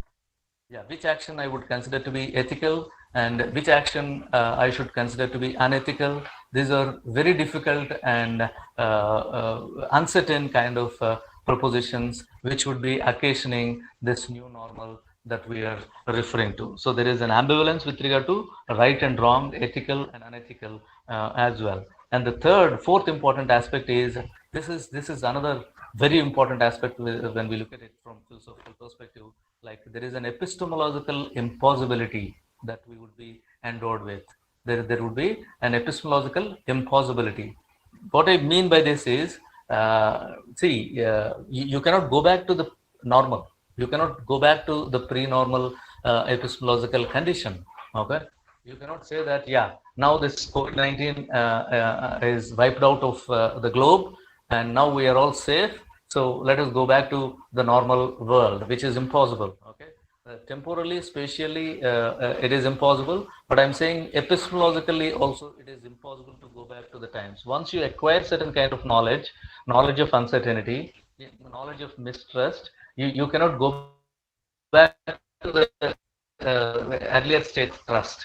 Okay, so that would be occasioning the new normal into which we would be entering. Okay, so now this what would constitute this new normal that we are referring to? So it is occasioned by this ambivalence, ambiguity, inability, and epistemological impossibility. It along with these factors that occasion, what constitutes this new normal is a kind of anxiety and a kind of fear as well. Okay, so this anxiety and fear, for example, if we are talking about anxiety about the present and anxiety about the future. In the similar way, if we are talking about the fear about the known present and fear about the unknown as well. Okay, even within the present, you have known thing and unknown thing. So you will not be able to clearly demarcate the limitation between known and unknown, and that's what really disturbs each one of us. That's what contributes to the fear. Okay, this fear is not like you are fearful of electricity kind of one. No, you're fearful of something, an evil. Okay, this fear is a completely different kind of one, which is rooted in the psychological aspect of the individual, in the sense that there is a cognitive aspect of it, which makes us not being able to understand the distinction between the known and the unknown, and that's where we would be traveling continuously. We will be traveling the borders of known and the unknown. That creates a kind of anxiety and fear, which is very important, and which we all should know. Okay, so that we can equip ourselves better in entering into this new normal. And the very important aspect is, now, like I have explained, what is normal and what is the transition period and what characterizes this new normal. But what is it that we should do, or how do we look at this? How do we promote this new normal? Okay, should we continue this kind of a very disparaging picture, or should we try to create a kind of very attractive picture, or what are the tools that we have so that we can look at the new normal to be a better kind of place than at least the transition, if not the normal, because we cannot always go back to the normal. So what are the things that are required? So I have 2 or 3 suggestions in this regard. One, at the level of the individual. Okay, at the level of the individual, new normal should promote a kind of, each one of us, right? There would be a big transition from hospitalized healthcare to individualized and family related healthcare system that is going to emerge. Okay, now you will not go to the doctor for every kind of disease. Only if it is really emergency, or only if you require a kind of surgery, you would be going in the post-COVID world, you would be going to the hospital. So individual hygiene at the family level, hygiene at the family level, these would become very important aspects for the new normal. So at the individual level, your individual's realignment is very important. Okay, what do I mean by this realignment? You might have heard about this wheel alignment when you talk about four-wheelers, right? Even two-wheelers, we talk about alignment of the wheels. So what do we mean by that? What happens in the alignment of the wheels? Each one of the parts would be related to the other so that this whole system works in a proper way. What we call by this is harmony. When we hear the word harmony, we will not be able to completely grasp the meaning of it, but you try to understand it through the concept alignment. Alignment means there are parts, and each part has to be in alignment with the other, and it has to be integrated to the other, it has to be in harmony with the other, and that is how it has to be aligned with the other. Okay, what I mean by that is, you look at the human body. Body is a perfectly aligned mechanism. Okay, machine. I don't know, or a being. Okay, because when I say this, what I mean is, when you're moving your right hand, your left hand will never come into a conflict with that, and it will never obstruct that. Okay, which means your body is created in such a way that at no point of time one would come in conflict with the other. And of course, intentionally you can always do that, no? But otherwise, when you're unconscious, the alignment is so perfect that everything works in harmony very well, and nothing comes in conflict with the other. Similarly, individual human being is comprised of certain kinds of constituents. Okay, every self, every individual has certain constituents, whether you call them physical or biological, psychological or spiritual, or whatever composition, whatever division that you make. I have no problem with that. But these constituents that you believe that you have to be aligned properly, realigned properly, and realigned to suit the health of the individual. And that is what is very important, and that is where I believe that yoga, no?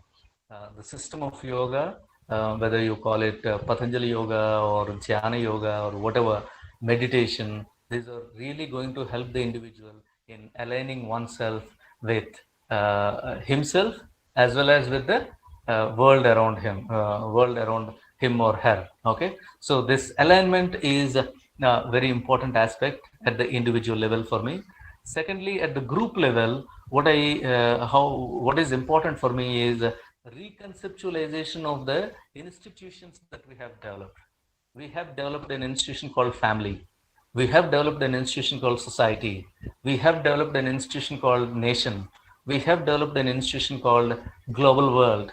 Okay, so there is a kind of reconception. This new normal or post-COVID world would demand from each one of us a kind of reconceptualization of all the institutions, artificial institutions that we have created for the comfort of each one of us, in terms of family, in terms of society, in terms of country, in terms of a globe. Okay, what I mean by each one of them, like when it comes to the family, let me say this, that the family space. Okay, until now you have various domains of life. Like you have a domain of home and domain of work, domain of social domain. Okay, but now the domain of home and domain of work are going to get integrated. Okay, so this work from home norm, it is just a hint that is given to us, but it would be largely extended to such an extent, such a extent that unless tomorrow, to the coming up workforce, I'm saying this, tomorrow, unless you have a workspace at your home, you will not be eligible to be joining a particular company. Okay, so one of the qualifications of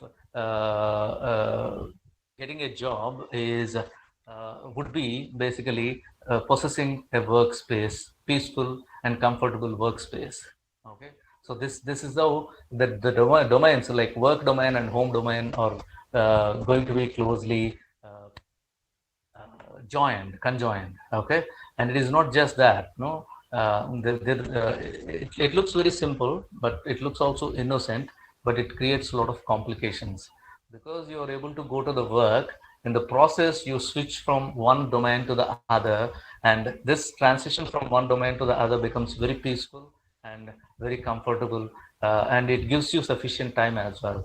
Once your home becomes workplace and workplace becomes home, when both get integrated so close, your transition switchover time would be minimized, and it really affects each one of us. Now this is what we are doing. You get up and you think that, yeah, I have my lecture at 2 o'clock, so I have sufficient time, and then I would go on doing so many things at home which are required. And suddenly I realized that it's becoming 1 o'clock, but then I think that, yeah, I can manage it because I don't have to travel, I don't have to go anywhere, and this creates a kind of a complacency in my mind. And suddenly at 10 to 5, 10 to 2, I realized that, yeah, I don't have time at all, I have to switch myself very quickly so that I can get into this mode of talking. So which is a very big challenge, no, that the future generations would be facing, and each one of us who are in the transition period would be affected more and strongly with this kind of an approach. The second one is social. The social system is also going to be affected strongly, because the social relations, social distancing is going to be characteristic of the new normal, social of the new normal. The social ecology that we have evolved so far has to be completely changed. So what kind of social ecology would evolve in the new normal is very important for each one of us to, especially the sociologists, to delve upon and try to come out with an idea. And the nation, see, in the globalized world that we talked about, where we thought world has become a global village, now we understood that that has created a big problem. In fact, some of the scholars have already started talking, saying that it is because of the globalization that the world is affected so badly with the COVID-19 pandemic, because it has allowed a lot of immigration and a lot of workplace transitions, etc. So this has made world to be a small village, and at the same time the commutation between nations, international travel, all these things have become very easy, and that's what has created the base for the transmission of the disease, transmission of the virus COVID-19 so easily into every country that is possible. And that's how the blame some of the scholars have started putting on the globalization. So now we have immediately closed our borders, and we said no international travel, no international, people from other countries would be allowed inside. Okay, so this would be the characteristic for some time, and we try to be very careful, and we try to be this nationalistic, not in the sense of a different sense that I'm talking about, nationalistic in the sense that our country, the people of our country, the safety of the people of our country is to be safeguarded from this COVID-19 or subsequent such kind of virus attacks. And that is how we try to redefine the nation, redefine the nationality in the new normal life.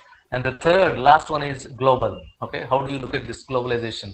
And I'm saying this globalization also would largely get affected because these multinational companies which have promoted globalization and further benefited by this globalization may have to transform or retransform themselves into a different kind of places. Otherwise, now we will not be probably going so enthusiastically going to such kind of big malls. Instead, we prefer to go to a small shop and buy whatever we want, right? Instead of going to a bigger place where there is a possibility of getting infected in a um, bigger way. Okay, so that's how the globalization also would definitely get redefined. So these are the things that are very important. At the individual level, we have to align ourselves. At the group level, there is a kind of reconceptualization of each of these artificial institutions that we have created. And now, like we all have to be really creative and innovative in increasing the possibility of the repeatability or the comfort zones that we have created. Okay, so those are to be recreated in a different way. So recreation and reconceptualization are required. So we all have to be innovative and creative in increasing the possibility of the repeatability and predictability, and also basing ourselves in enjoying freedom and basing ourselves back in trust and responsibility in human race. Because whom do you trust? You have to trust the other human being. There is no other way. Even if you say I trust the god, that's not going to solve your problems. You have to trust the other individual who is living next to you, and trust, and also you have to feel responsible for your actions, without which no world, whether it is pre-normal or normal or transition or post-normal, is going to really help you. So how do you restore the place of these two foundations of human life called trust and responsibility? This is the bigger challenge that we have, which is very important for all of us to address. In this regard, let me just conclude with one particular point. We have always talked about the transition from ease to ought, right?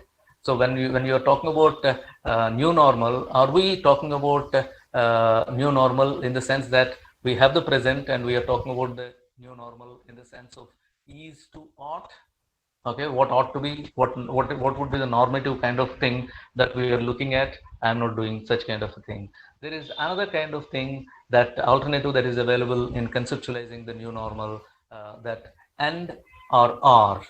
Okay, what I mean by that is, sometimes we think, let me give an example of the pre-modern and modern. Okay, so in some of the Western countries, either there is a pre-modern or only modern. In fact, there is only modern. There is no pre-modern at all. So in such kind of countries, it is either or.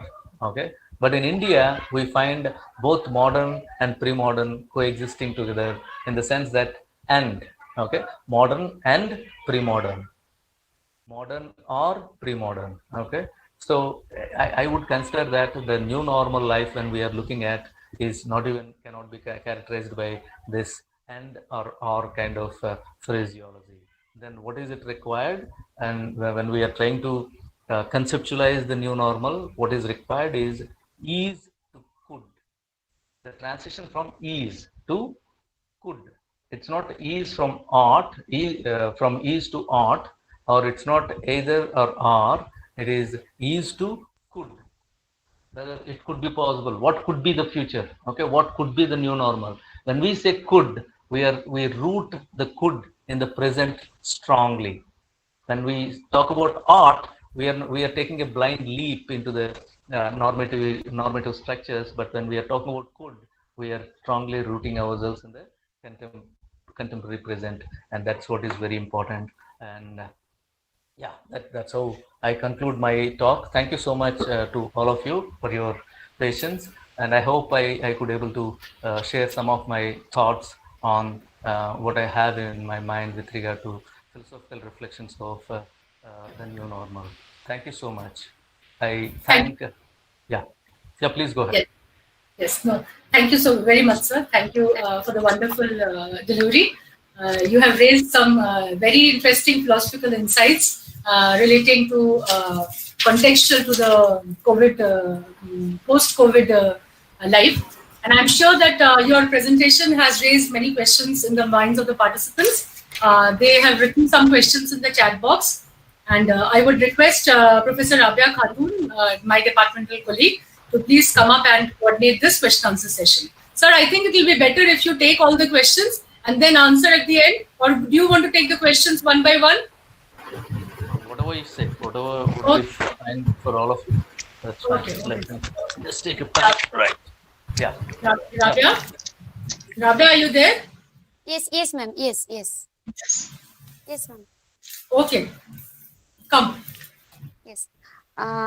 Thank you so much, sir, for your excellent delivery. We are enriched by your expertise and knowledge. Now it is the time for question answer session. There are many questions in the chat box. First question is from respected Madam Dr. Shyamashri Bhattacharya ma'am. The question is, the concept of bracketing cannot be applied here. It is a technical term, and in no way do we bracket the external world in pandemic situation. Are you applying the term in a very loose sense? Yeah. Next In question. fact, I'm using it in the very loose sense. Okay. I am more comfortable with the word suspending, and even there, when I say bracketing or suspending, in fact, we are not suspending the external world. We are suspending ourselves. Our interaction is the one which we are suspending. Okay. So that's what I mean.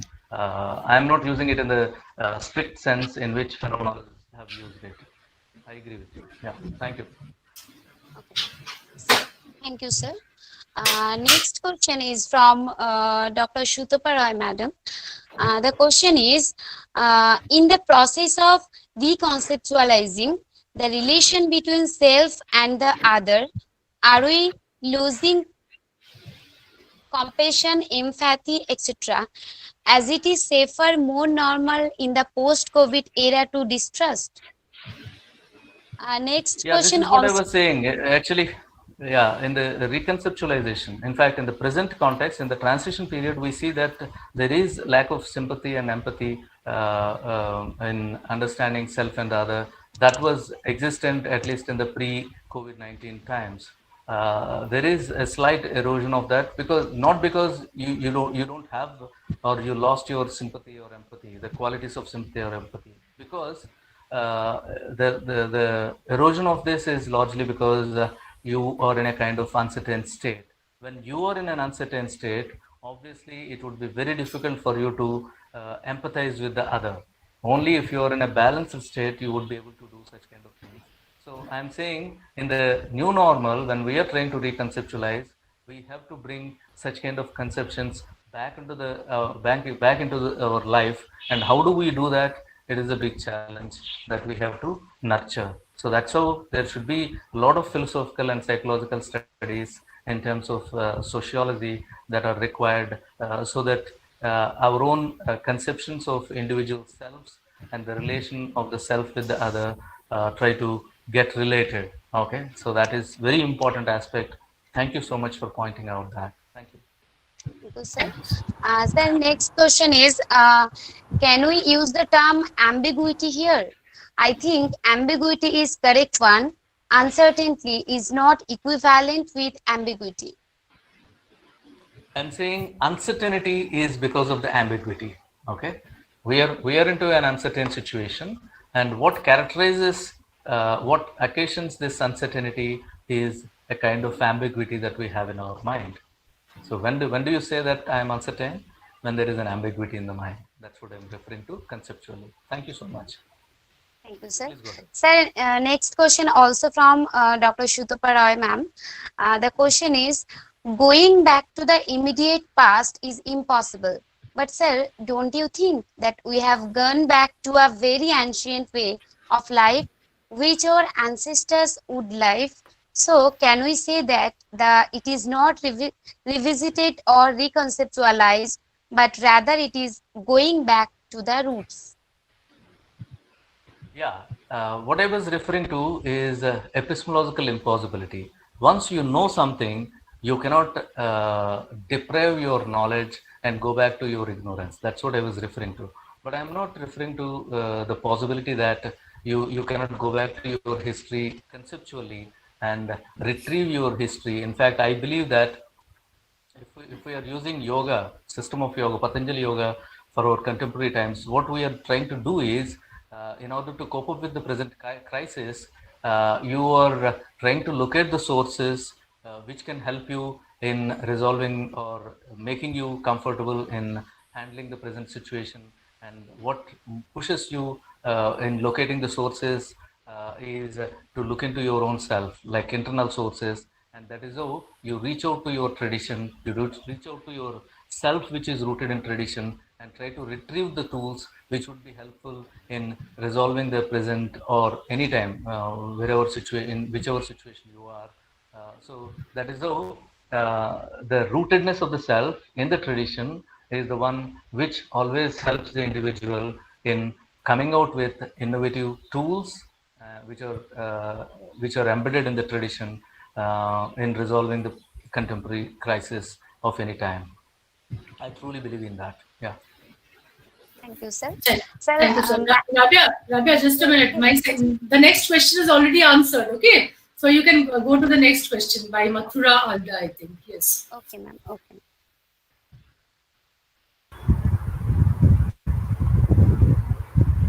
There is a question from Meenakshi Pramanik, ma'am.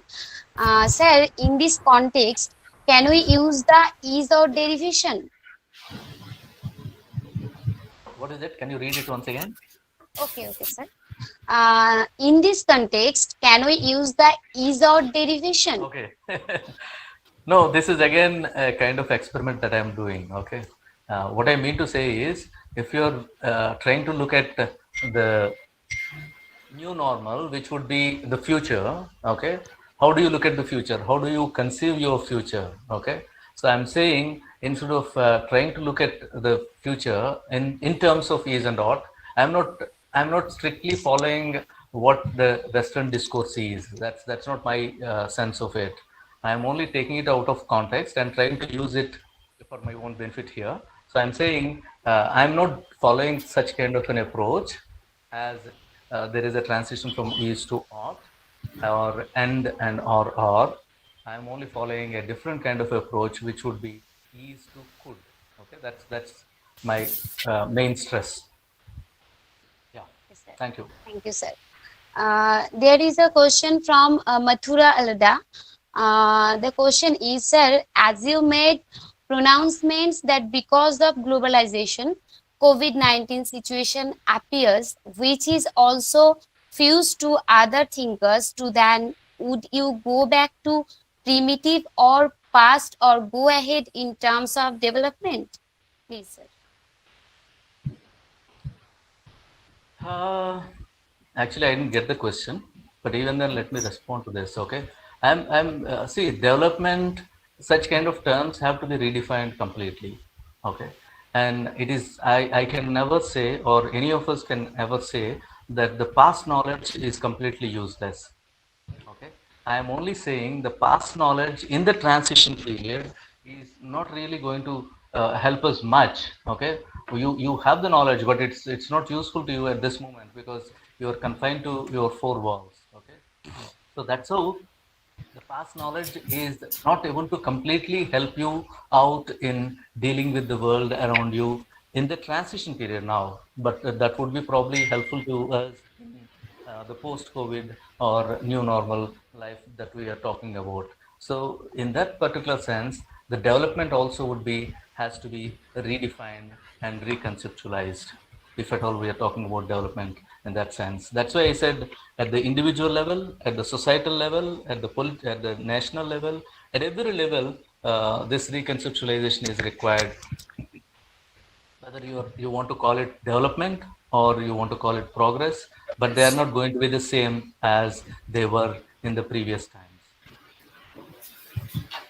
Thank you, sir. Thank you so much for your valuable time. Now, I request you to, ma'am. Yes, Rabia, thank you very much. Any Thank you. question? Okay, thank you. Hello. Yes, sir. I have a very small question. That is, we are using the term that is new normal or the new normal, and also side by side we are using the term COVID, pre-COVID, and the post-COVID. Which will be more relevant to you? So that is my small question. Thank you so much for that. Now, in the beginning itself, I tried to give a clarification of that. For me, the normal is pre-COVID, and we are in the transition period, and the new normal for me is post-COVID. So this is how I have defined my purview in the beginning itself, and then I try to reflect on that. Okay. Thank you, sir. Thank you very much. Thank you very much, sir, for satisfying the queries of all our participants. To the participants, if you have any further questions, you can write to us and we are going to forward your queries to Professor Balaganapati. And thank you very much, sir, for your wonderful lecture. It was an honor for us to have you here with us. And we hope to get you even in future. Thank you. Yeah, thank you so much, Dr. Sutapa Rai, for inviting me. And I really enjoyed articulating my thoughts and presenting them before you. I don't know how far they are useful to you or how far they are appealing to you, but it is an exercise that I have done, like thought experiment that I have done, and I've shared with you. And if you have any questions or queries, I would provide my email address below. And also, reflecting on the present situation, I have written something called, I argued for a kind of global lockdown calendar, where the world has to select certain days and close itself for those days. Okay, lockdown calendar. There should be a global lockdown calendar which is applicable to all the countries, all the nations, all the human beings. Yes. What I have argued. I'll provide the link to that here in the chat box so that you can go through that. This would be very useful to the people who are engaged with the new normal. Thank you so much to all of you. Thanks for your patience. Thank you so much. Namaste. Thank you, sir. Namaste. Okay, now we move on to our second technical session, and I want to introduce my second speaker. He's someone from an entirely different background. He's Dr. Shoibal Chandra, advocate, Calcutta High Court and Supreme Court, who will enlighten us on a very interesting topic again, role of leadership in this crucible of COVID crisis and ethical evaluation. Under prolonged stress of uncertainty due to the pandemic, it is natural to have difficulty in decision making, to feel unfocused or adrift. Mental functions. I will just interrupt, and I would like everybody to mute, please. There's a lot of disturbance. Please, all participants, please mute. I don't know who is.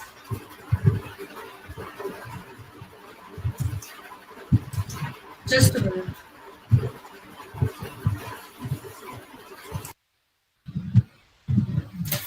Yes, now it's okay. Yeah. So under this prolonged stress of uncertainty due to this pandemic situation, it is very natural to have difficulty in decision making, to feel unfocused or adrift. Mental functions such as judgment, strategic thinking, and even rationality can deteriorate and cloud complex decisions. In such times of crisis, rebuilding a nation depends largely on the energy, focus, and resilience of our leaders. The magnanimity of the COVID crisis strips leadership back to its most basic responsibility, that is, making a positive difference in people's lives. It is imperative that our leaders should demonstrate compassionate leadership with the sole motive of dealing with the unfolding human tragedy to stabilize the threat. In fact, I could go on for hours on this, but today we want to hear what Dr. Pal has in store for us. Let me introduce you to a very compassionate advocate. I think these two terms are contradictory because lawyers and advocates are generally not considered to be compassionate, and these two qualities don't go together. Anyway, he is also a social activist. He has over 30 years experience in corporates in the public and private sectors, including banks, out of which 21 years was in merchant banking. He has dealt with corporate and securities laws, specialized in issue appraisal, issue management, takeovers, due diligence mergers, and demergers. He has handled PSU bank mergers with its subsidiaries and expert in capital market rules and regulations, insolvency code, banking and SARFAESI Act, FEMA, intellectual property rights, real estate and white-collar crimes, and labor legislations. And he has more than 30 experience in merchant banking, legal, commercial, financial, and real estate fields pan-India. Apart from the vast experience in the practical legal field, Dr. Pal has, to his credit, many academic achievements as well. Just to have a look at his academic background, he has completed his BCom honours from St. Xavier's College, Kolkata, way back in 1974. He then obtained his master's degree from the University of Calcutta. He went on to complete his LLB and also pursued his doctoral studies and obtained a PhD degree from Bhagalpur University. He is a member of the Institute of Company Secretaries of India, New Delhi since 1981, a member of Indian Institute of Bankers, Mumbai since 1980. He has also obtained a postgraduate diploma in central government recognized industrial relations and personal management.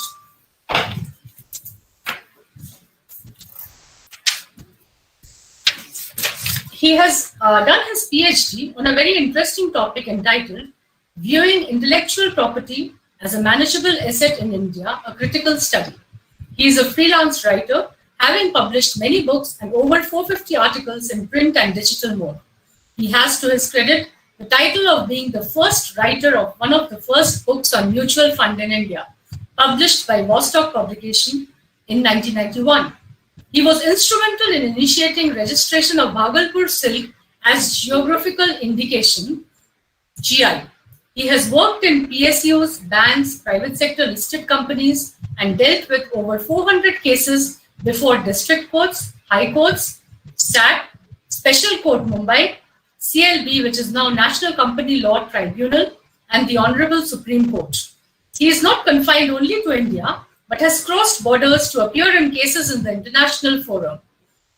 So he has exposure to international cases as well. One particular case is worthy of mention here. He has dealt with arbitration with a single-handed win in an international case in Singapore.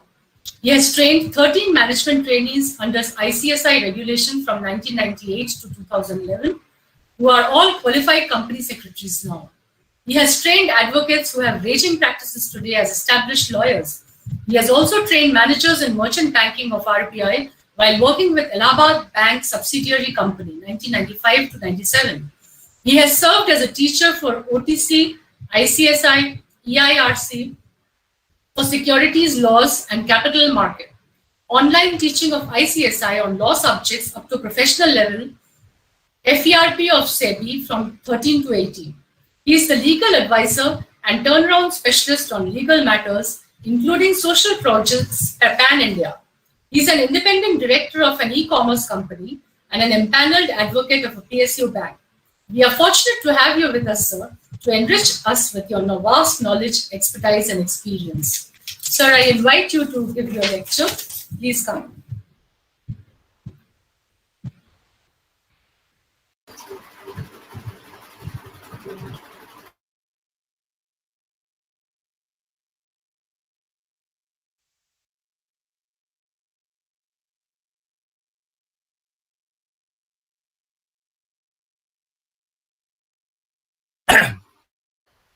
Am I audible?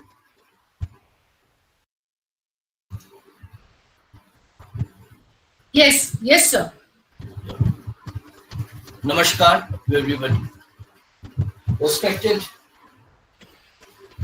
Dr. Subhrata Kumar Roy, Principal, Jagatbandhu College. Honorable Dr. Shiva Kumar GN of IGNU.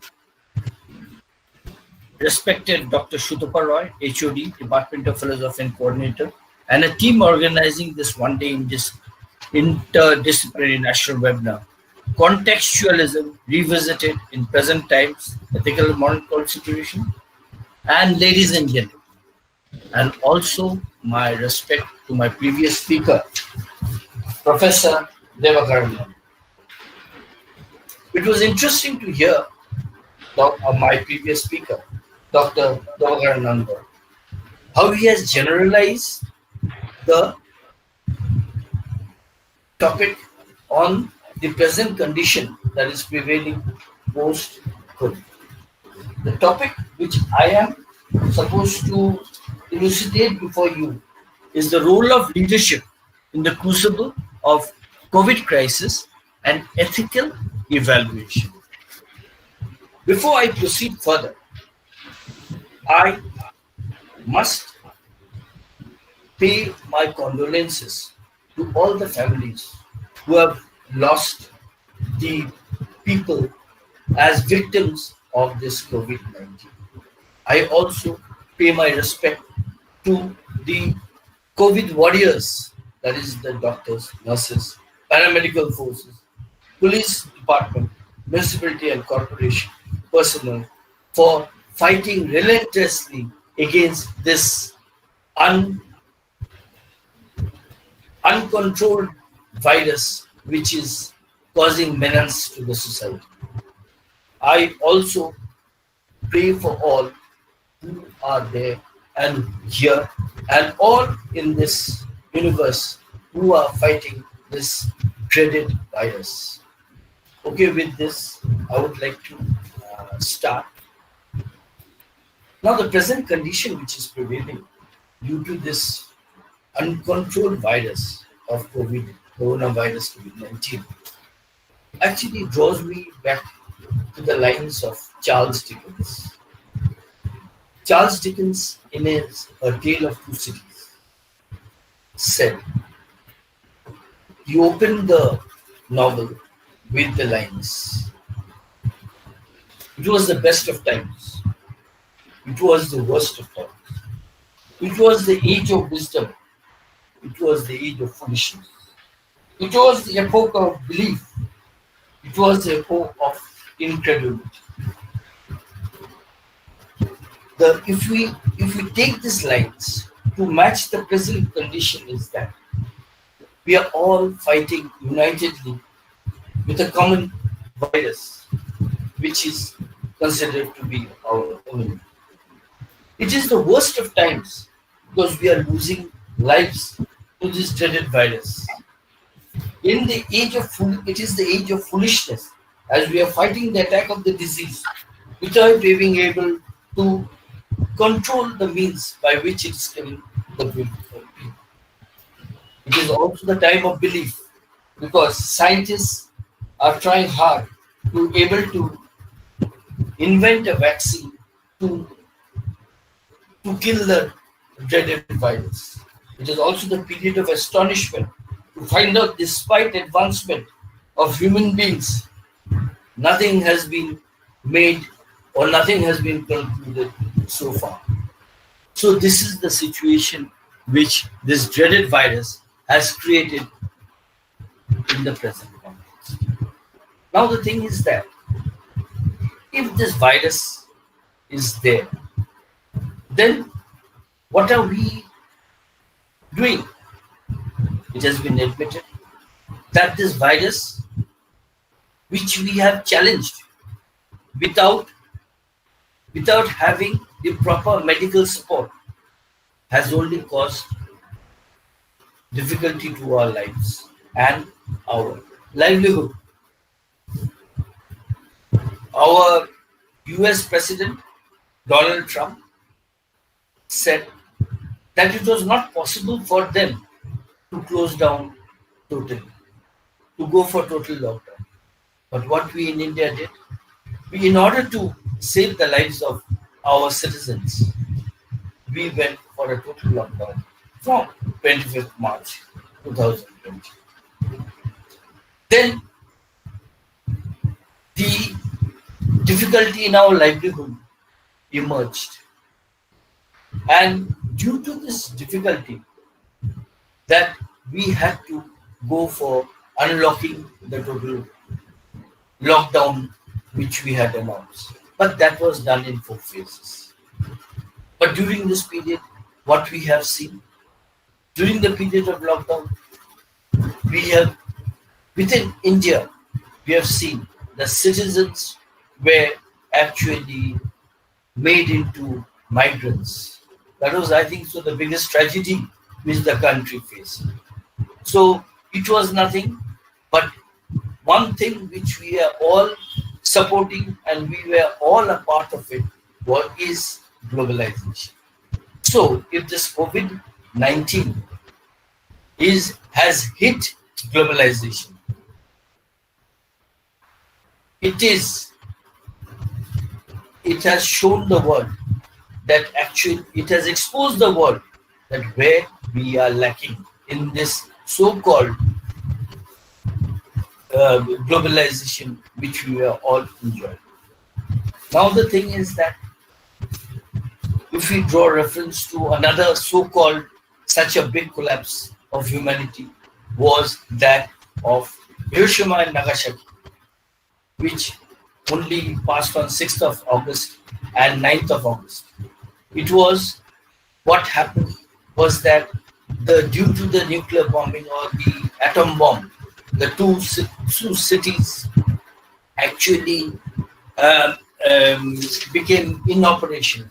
And on 15th of August, the Japan as a country surrendered to the Allied forces. So, and officially that was signed by the King of Japan on 2nd of September. You see, so if atom bomb hit humanity, this COVID-19 has hit this your global, and all the loopholes which were there, which existed in the globalization process, emerged before us. Now we have a situation where we have the virus existing. Secondly, we are having a situation we have to live in this situation, and we have to provide for the livelihood of the people. Otherwise, we will be losing lives, both from the point of view of life itself, and this other is out of hunger and other related aspects. With this, what has happened? Today, education is disturbed, the very foundation of our human existence. Today, why are we here? We are here for education. And what we are trying to get is further trying to enlighten ourselves through education to beat the process which is prevailing in this country. Now, this COVID-19 has hit all the continents of the world except Antarctica. Now the thing is that the situation, the formal leadership they are concerned about is that they have to save the lives of the people by inventing medicine. And secondly, they have to provide for the livelihood of the people so that economically they can survive to save society. What we see in the papers today is that we are socially being cursed. We are losing touch with our own ones, the ones whose hands we had touched during childhood. We are now trying to desert them when they are victims of this COVID-19. There are reports in the paper that people are afraid to carry the dead bodies of the COVID-affected people, even if they are very close, even our close ones. So this is the situation. So unless something is done from the medical point of view, the livelihood is going to go from bad to worse. What we are leading today is not the life which we have to live, because we will be losing more lives. In India, we have lost over 20 lakhs, 24 lakh people who have been affected by this, and we have lost over 7 lakh. Is 49,000 people lives we have lost. So this is the statistics, and this is going to continue unless it is the disease is actually is combated, or something from the medical point of view comes out. So a leadership is essential. Leadership must come out to find out a way to combat the disease. This way, through isolation, that is social distancing, keeping one away from the other, is not going to solve our problem in the coming days. It is going to be worse in the future. This is just a camouflage of what we expect of the future. But the coming months are going to show that we are going to face a very different situation where lives will be endangered more. Now coming to the social aspect, as I told you, we are now avoiding our own people. If we hear that somebody is in trouble, we are just trying to run away from him. And so the society we live in, if we become isolated in this way, then the future of a nation, say the society forms a nation, so the nation, you can understand how it is going to appear in the future. The current situation of working from home introduced by the globalization process is not the solution for the future. In India, we have the workforce, 90% of the workforce are in the unorganized sector. If we cannot or we do not arrest to the problems in this sector, we are going to head for a disaster. What news is coming regularly is that X has lost a job. Can you find a job for him? So this is what is common, apart from the basic amenities that are required in life. So every object, you see, the object of education today is a job. When you enter any course, they first ask you, the parent asks the college, is there any placement facility? So this education has turned out to be this. So if the society does not have sufficient jobs, then we understand what we are going to head for. In the past, India has faced starvation and several lives have been lost. But we don't expect that such a situation will emerge.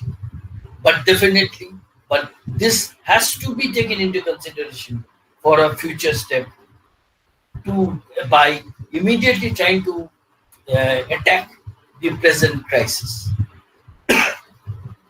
Now, what we did during this lockdown period, we tried to camouflage certain things. I was really surprised to find the Sensex rising when there was lockdown. It was purely a financial transaction. Without the smoke in the chimney, without production, there cannot be any Sensex rise. So today what we find, a major steel maker in the country has suffered a loss. When there is no demand, there is no sale, there is no financial transaction, there is no cash. So just trying to raise the Sensex to satisfy the international market is not the solution. Next, what we have is that the unorganized sector person. You see, I am connected with the NGOs and social organizations for a very long time, at least 20 years, say. During the process, I received calls from several groups that what should we do? And IIT, aged about 82 of Kharagpur, is Mr. Sarva Prakash Arora. He connected with me by saying he wanted to manufacture masks, but he wanted them to be tested. So I got in touch with IIT Kharagpur, where I have connections, and they said that they were not in a position to actually provide him the support for the masks. So then he tried elsewhere. So getting that idea, then when all these informal groups approached me, I said, you go into the production of necessities, and today there is a demand for masks. I am happy that after 14 days, one group of 50 women, they rang me up and they said that, sir, we have been empowered. Today, from a 5,000 rupees capital, which I had arranged for them, with 2 sewing machines, they have built up a capital of 17,000 rupees. This way, I also advised another group who have already started and we are doing well. And there is another group also who has penetrated into rural Bengal by giving quality masks. So our problem is in the unorganized sector. We cannot allow this present COVID condition to remain. We have to fight it. We have to face it. Medically, we are depending on the international scenario. Of course, India is trying hard. There are 30 groups at least trying to come out with solutions. But as my previous speaker has said, that we have a science called the yoga science of Patanjali, which was popularized none other than Sri Samacharan Lahiri on the guidance of Babaji Maharaj. This I don't know. We are celebrating International Yoga Day on 21st of June, but we only celebrate it for that day. We are not making it a 365-day ritual. So under this condition or what we are facing, the spreading of the yoga science is one of the steps which leaders can think about and immediately try to build in the immunity of the people who we are surviving today in them so that they can face the COVID-19 situation. Isolation, lockdown, separatism, distancing, social distancing is not the solution. We are trying to live with the problem without a solution. But then this is leading to social aspects, social problems, and then again from social problems, when people are not being able to move freely and go from one place to another, what we are facing is the economic problem. I have received calls from people at the lower strata of the society when Bengal was hit by Amphan that my roof has gone. My electricity bill is so much. I tried and arranged something for them. Yes. So we should all think individually, not think what the formal leadership is trying to impose on us. We all have a mind. We have all come here with our individuality. We have to encourage this individuality to take it and make our thoughts known to the people so that we can face this immediate situation. Yes, the formal leadership established to the constitution is coming out with various ideas. But you see, what is happening is that the ideas or the announcements of this formal leadership is not percolating to the unorganized sector. They know nothing about it. When you tell them, you go to the bank, so much stimulus is being given to you. Banks turn them away by saying that we have not received this circular. So what is this? So in this situation, if we allow this to continue, the situation will gravel and put us into more economic stress than we are trying to do. Just announcing at the top will not solve our problem. Our push, our leadership will have to be from the bottom to reach to the top. Meantime, so that the rescue team from the top can come and rescue us. Remember, we have a population of 130 million. The thing is that it is the second highest population in the world. But the situation of Sweden and India is not the same. In Sweden, 25% of the people are affected by coronavirus. And in India, we have only about 25 lakh people presently affected by it, with less than 50,000 deaths. But the thing is that situation of Sweden and India, they are different. So leaders means what? We individuals must come out with our thoughts. Like you see, I would like to refer to we have our 74th Independence Day on 15th of August. We have spent so many years. Yes, we have recognized the leadership. We have recognized the leadership of Mahatma Gandhi, who, who led from the front. Gandhiji showed us the way by what was his way of leadership? Non-violence, decentralization, and third was empowerment. The charka which we see today at Sabarmati Ashram, where world leaders come and try to test it and see how it is operating, is nothing but the symbol of empowerment. But Mahatma Gandhiji was the end of the total process. He did not start the process. He cannot claim to have started the process. He might have taken a different route. There were others also who took the route. You see, one of them, though he started with religion and continued to be in the line of religion, that was Swami Vivekananda. Swami Vivekananda wanted to learn what was the basic problem of India so that he could find a solution to what prevailed in the country. He went out of his own. Then he went out of his own, he realized that he should be going to the West to take their support, to bring in the ideas of West so that India could prosper in terms of prosperity, in terms of education. He understood that India had to be educated.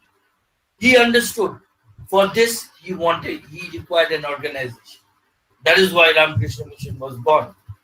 He also realized that he required people who could run this organization and who could spread his ideas. So what he did, he identified Margaret Noble, later known as Sister Nivedita, through whom he spread women education in India, through whom he combated the deadly plague in 1998. And Sister Nivedita fought single-handedly along with the monks of Ramakrishna Mission to eradicate the disease of plague. So if Sister Nivedita could do and fight, so why were we holding back and trying to sit at our homes and trying to fight this deadly disease and trying to depend on others that somebody else will do? And in the meantime, we are trying to enjoy whatever we are having. We are not trying to look at our neighbor, whether he or she is having his or her square meal each day. We are all confined to our homes, trying to protect ourselves, of which we will not be spared. As my previous speaker said, we are suspecting each other. We are not trusting each other. So this COVID-19 has built up mistrust amongst us. So Swamiji, he identified that India needed education, took all steps, and he left. He left behind the other fellow monks who went ahead according to his guidance. And Sister Nivedita, she did what was instructed by her guru. Apart from that, he incited this revolutionism among the revolutionaries in India. She helped Rishi Aurobindo to flee to Pondicherry.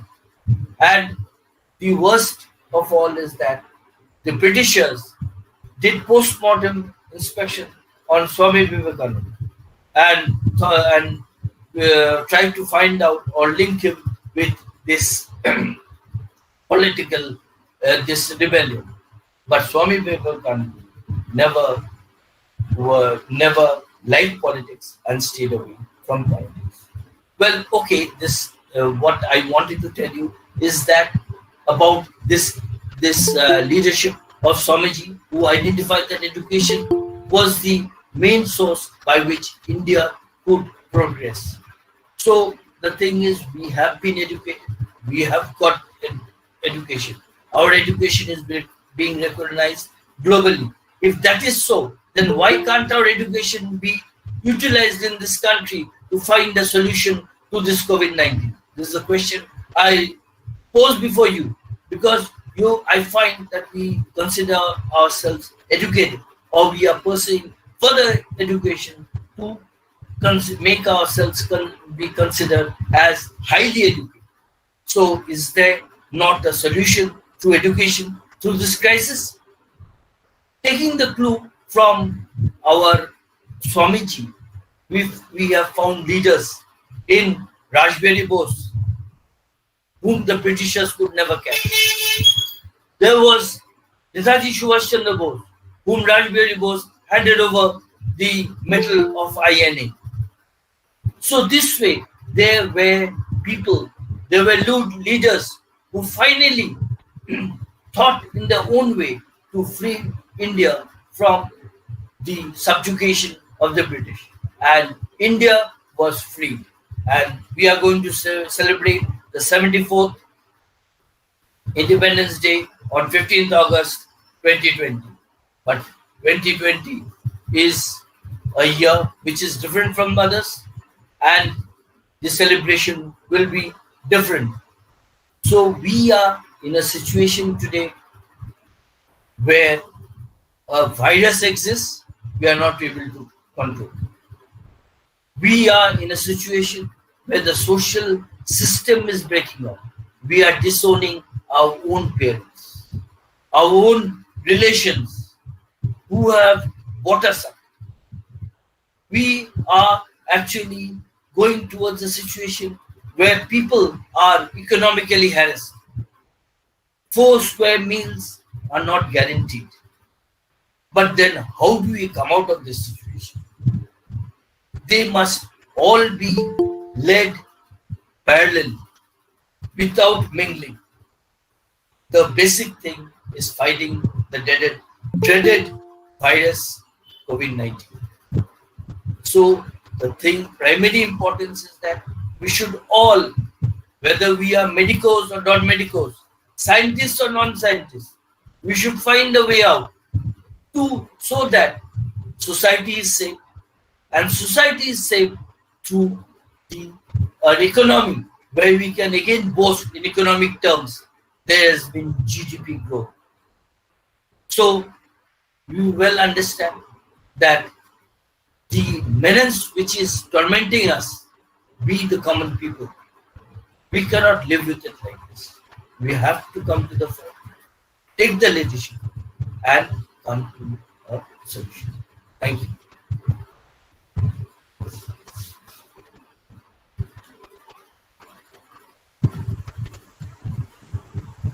Can you hear me? Yes, sir. Yes, sir. Yes, sir. Thank you very much, sir. Thank you very much for your illuminating lecture. I think all of us have enjoyed. And is there any question from the participants? Welcome, Dr. Bhattacharya, to the webinar. Good afternoon. Yeah, good afternoon. Yes. Do we have any questions?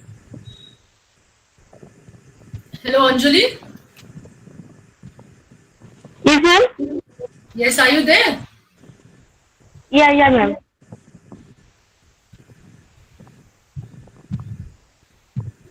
Okay, sir. Hello? I think. Hello, sir. I think no questions are there for this session. Yeah, I would like to ask one question. How can we let a session go without any question?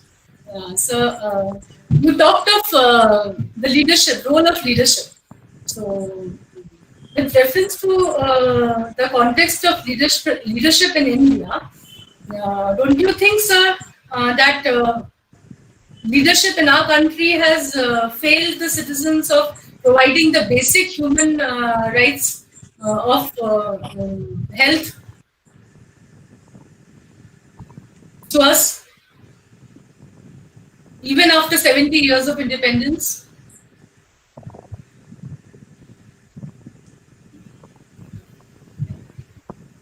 Sir, please unmute. Sir, please unmute.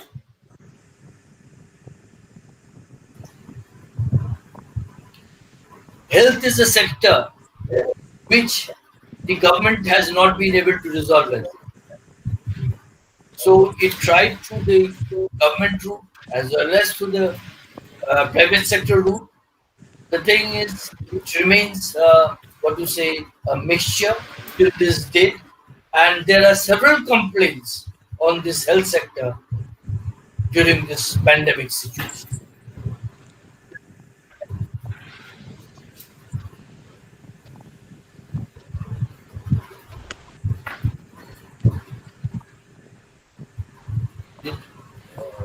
Hello. Hello. Was I audible? Was I audible? Hello. No. Hello. No, we lost contact. We lost contact with you, sir, just some time back. So should Yes, I now it's okay. should I repeat it? Yes, sir. Yes, sir. Yes, sir. Yes. You may. Now Sir, you may. You may. now the thing is, we cannot say that we have failed totally. The thing is that we have definitely made progress. Otherwise, how we could treat cancer patients, another patients? How could we eradicate tuberculosis in this country or polio in this country? We have definitely made progress, but it is not at the level that the country requires. We have got such a huge population, and we have got so many stratas of society. We have not been able to come out with a solution to this. So there is again only government's participation will not do. We have to have the participation of the private sector also, but in a restricted manner. This is what I want to say. Okay. Thank you, sir. Thank you very much. Thank you. So now we move on to our third technical session, where we are to be addressed by Dr. Shyamshree Bhattacharya, Associate Professor and former Head of the Department of Philosophy, University of Calcutta, Kolkata. Welcome to our webinar, Dr. Bhattacharya. This is not the first time Dr. Bhattacharya has responded to our call. Prior to COVID, she had visited our college to deliver a lecture when she was heading the Department of Philosophy and would remain more than busy. But she took out time from her busy schedule and graced our event. So it's a relationship prior to COVID. Since now we are talking of the of life as pre-COVID and post-COVID. So this reference is going to come, I think, in all our conversations. Anyway, I want to introduce her to the participants. Dr. Shyamshree Bhattacharya has recently been relieved of the post of Head of the Department of Philosophy. And since time is short and her list of achievements too long to be narrated here, I stick to some of her recent presentations in different institutions and some of her recent publications to give a glimpse of our speaker and her varied areas of interest. So now her presentations in different institutions, some problems in epistemology, a special lecture in the Department of Philosophy, Sri Shikshayatan College in November 2017. Derrida and deconstruction in the seminar on philosophy and achievements of great personalities as a tribute to Prashant Chandra Mahalanobis, Madame Curie and Jacques Derrida, organized by Department of Philosophy in collaboration with Department of Chemistry and Mathematics of Prabhu Jagatbandhu College in January 2018. Contextualism in Semantics, in 2 days national seminar on contextualism in contemporary epistemology, organized by ICPR Lucknow from 26 to 27 March 2018. Some issues in social epistemology in the special lecture on Look at the language. So in the post-COVID situation, we have so many webinars organized by your college, Prabhu Jagatbandhu College, and I think that the teachers and the scholars and the students, they are having a platform where they can meet and they can share their ideas and thoughts on so many different issues in different fields. And the students are also not bogged down or overburdened by the monotony of the pandemic situation. So I'm really indebted to Dr. Subroto Kumar Rai, principal of Prabhu Jagatbandhu College. My respect to all my previous speakers who were part of this seminar or webinar, rather webinar. Now I have to say a few words about what I'm going to speak on. The topic of the webinar is Contextualism Revisited and Ethical and Moral Consideration. But my topic is totally different from both ethical and moral considerations.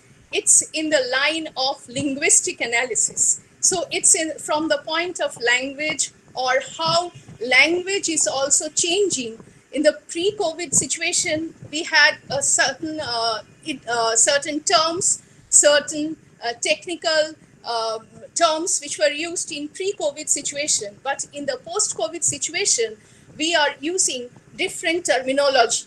Now, my lecture is not only about the language in post-COVID situation. My lecture is divided into 3 sections.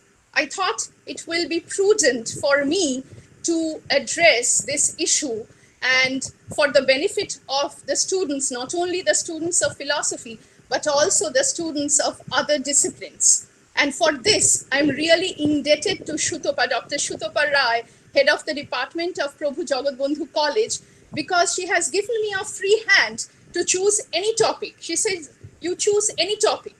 And because language is a topic which is very close to my heart, I thought it would be prudent to say some issues regarding language. And for this, I have chosen, my topic is the role of vocabulary and communication in COVID situation. And this lecture I have divided into 3 sections.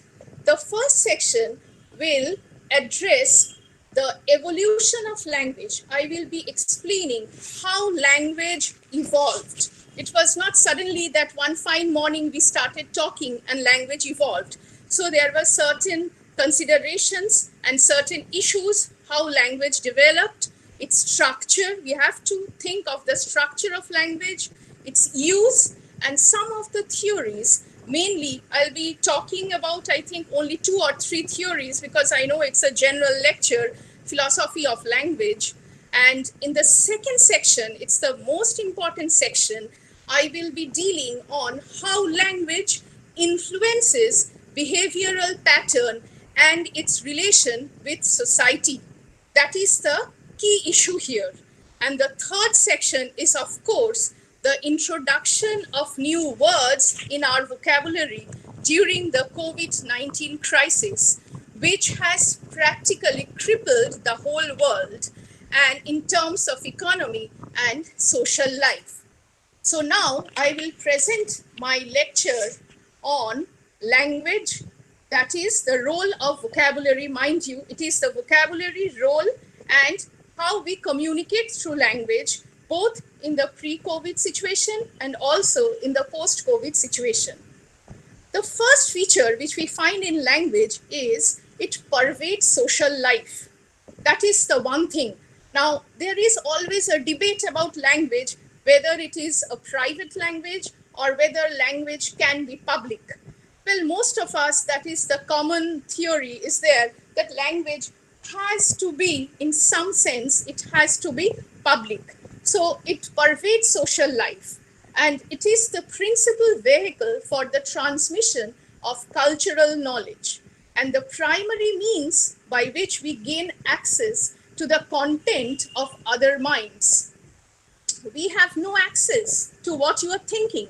Like you are all listening to me, you are the hearer, and here I am the speaker. So the role is the speaker role and the hearer role. But how do I know how you are going to respond to my lecture? It will only be through the chat box when you will be writing. So it is only through language that I'll be able to understand whether I had reached to you through my lecture. So language is something by which we can gain access to other minds. It is implicated in most of the phenomena that lie at the core of social psychology: attitude change, social perception, personal identity, social interaction, intergroup bias, stereotyping, attribution, and so on. Just as language use pervades social life, the elements of social life also constitute an intrinsic part of the way language is used. Now, if you ask me, how do you define language when you are delivering a lecture on language, I won't be able to define it in one single sentence, because languages are made up of 4 systems. This one has to keep in mind. The phonological, that is the acoustics, how the words sound; the morphological, that is the form; the syntactic language, that is the structure; and the semantic, which I think all of you must be familiar with, and which taken together constitute its grammar. The phonological system is concerned with the analysis of the acoustic signal and into a sequence of speech sounds. Now, what are the sounds? You have the consonants, you have the vowels, you have the syllables that are distinctive for a particular language or dialect. Out of the bewildering variety of sounds the human vocal tract is producing, I am speaking, so my vocal tract is producing. Each language selects a small subset, that is, the range is from 11 to 80, that constitute the language's phonemes or elementary elements of sound. The morphological system is concerned with the way words and meaningful subwords are constructed out of these phonological elements. The syntactic system is concerned with the organization of these morphological elements into higher basic units, that is, phrases and sentences. And the semantic system is concerned with the meanings of these higher level units. Now, when we are talking of languages, we have to keep in mind both written language and spoken language. Some languages, mind you, have only spoken form, while others are both spoken and written. It may sound absurd that how can some language have only spoken form? One has to keep in mind the deaf and mute persons who use sign language. Moreover, there are musical, mathematical, and scientific languages. Languages produced by sounds only, such as the Morse code, is a language in a very derivative sense and is dependent on the spoken and written language. Here, I will take an example from Sharadindu Bandyopadhyay's collection of short stories. I know there are many of you who have read Sharadindu Bandyopadhyay's novel and short stories. That is the story, the collection in the 6th volume, known as Mrit Pradip. I think you are acquainted with Mrit Pradip, the collection that is the 6th volume, where you have Amitabho, Raktoshandha, and Baghir Bacha. These are the collection of the short stories. And Sharadindu Bandyopadhyay writes in Mrit Pradip that Queen Somdatta heard the different tunes on the flute and learned the secret message.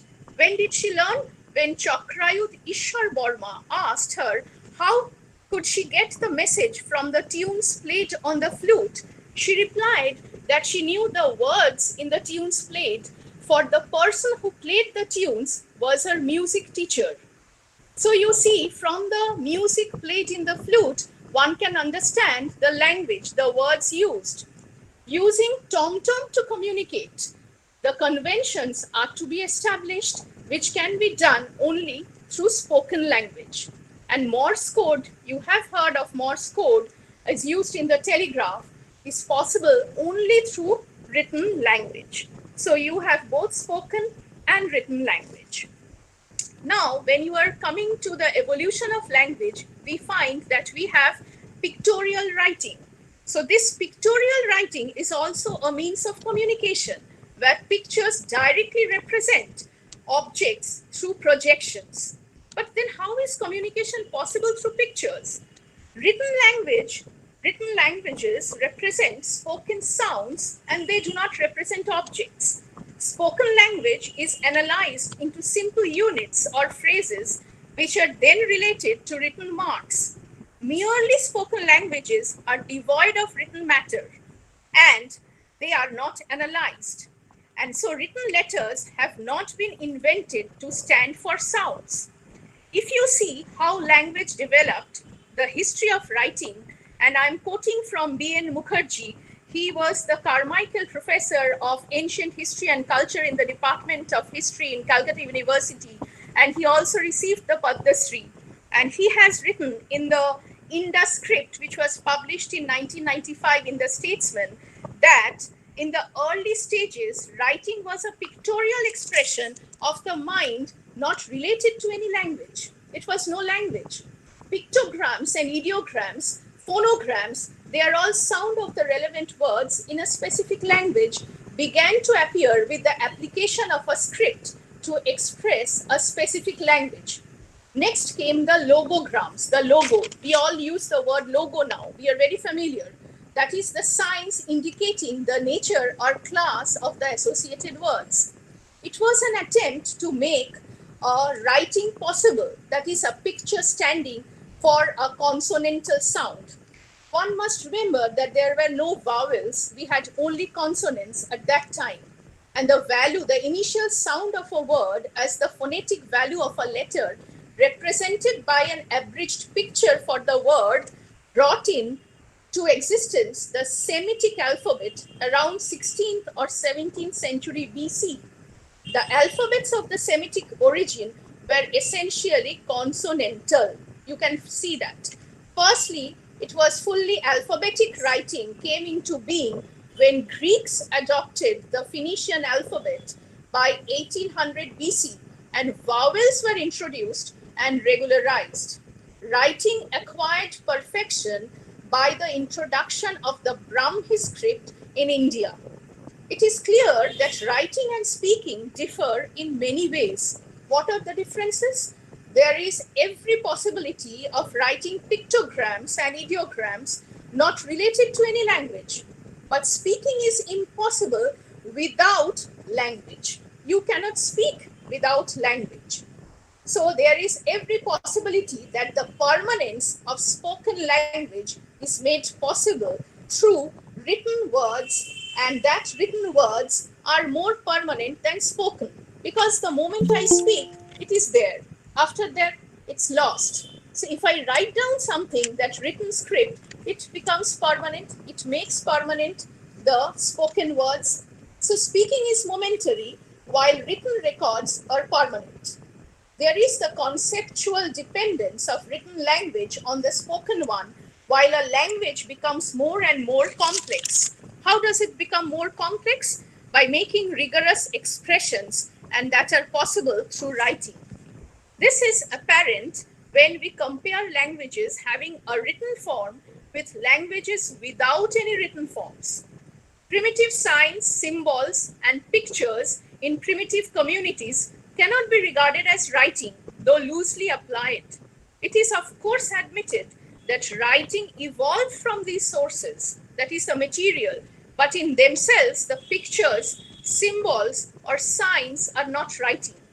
You see the symbols used in the Buddhist Tanka. You have seen the Buddhist Tanka, I hope. The pictures are there depicting of Buddha's life cycle. Those are only pictures. Unless you are familiar with Buddha's life, you cannot understand what those pictures are, what those signs are, which are painted in the tankas. So you see, language has to be developed. It is of course admitted that writing evolved from these sources, and in the pictures, a sign does convey a certain message, provided you know the convention. You have to know the convention. But this is not writing in the true sense. It can only be used to mean that one message is inherent in itself. You cannot add other signs to enhance, enrich, qualify, or expand the message. Once the picture is there, you cannot add certain things. You cannot show the time, the quality, the movement. Even if you depict somebody running, but that won't convey the meaning unless you know what running is. So you have to have this convention in language. So what it is said is the Sumerians were the first people to evolve a proper system of writing, and we are fortunate enough to follow their process of evolution more closely than is possible with any other people. It must be noted that the early pictograms denote things, but that is all. They cannot make statements. They cannot convey thought. As long as pictogram means what it says, writing is impossible, for you cannot make a picture of action or time or quality or thought or of anything but a thing. It is only a thing, particular thing. You cannot put down anything that makes sense. Pictorial representation ends and true writing begins at the moment when an indubitable linguistic first comes in, and that can only happen when signs have acquired a phonetic value. So this phonetic value is very important in the sign language. The gap which divides the pictogram from the phonetic sign is also great, and most people are unable to bridge it. Sumerians are credited for bridging this gap, and their neighbors quickly adapted to the idea, and there arose a number of scripts which differed from the Sumerians in the form but were indebted to it for the basic conception that a written sign might represent not a thing but a sound. So a written thing is different from a sound. Now there is a widespread view among philosophers that first comes speech and then writing. That is, speech precedes writing. But you see, Jacques Derrida, my favorite philosopher, advocated the opposite view. He holds that writing precedes speech and that all speech is writing in the brain. He said he used writing in a very broad sense of the term, where speech seems to be inner science manifest. Speech is something in the brain, happening in the brain. His theory is supported by his own theory that thought, intentions of the speaker are all cases of writing, even the thought that you have. I'm not talking about Chomsky, I'm not talking about Fodor's language of thought, but whenever we think, now suppose I'm thinking, when will this lecture end? Even the thought itself is in language. So without language, we cannot think. So Derrida was of the opinion that thought, intentions of the speaker are all cases of writing, that is, writing in the brain.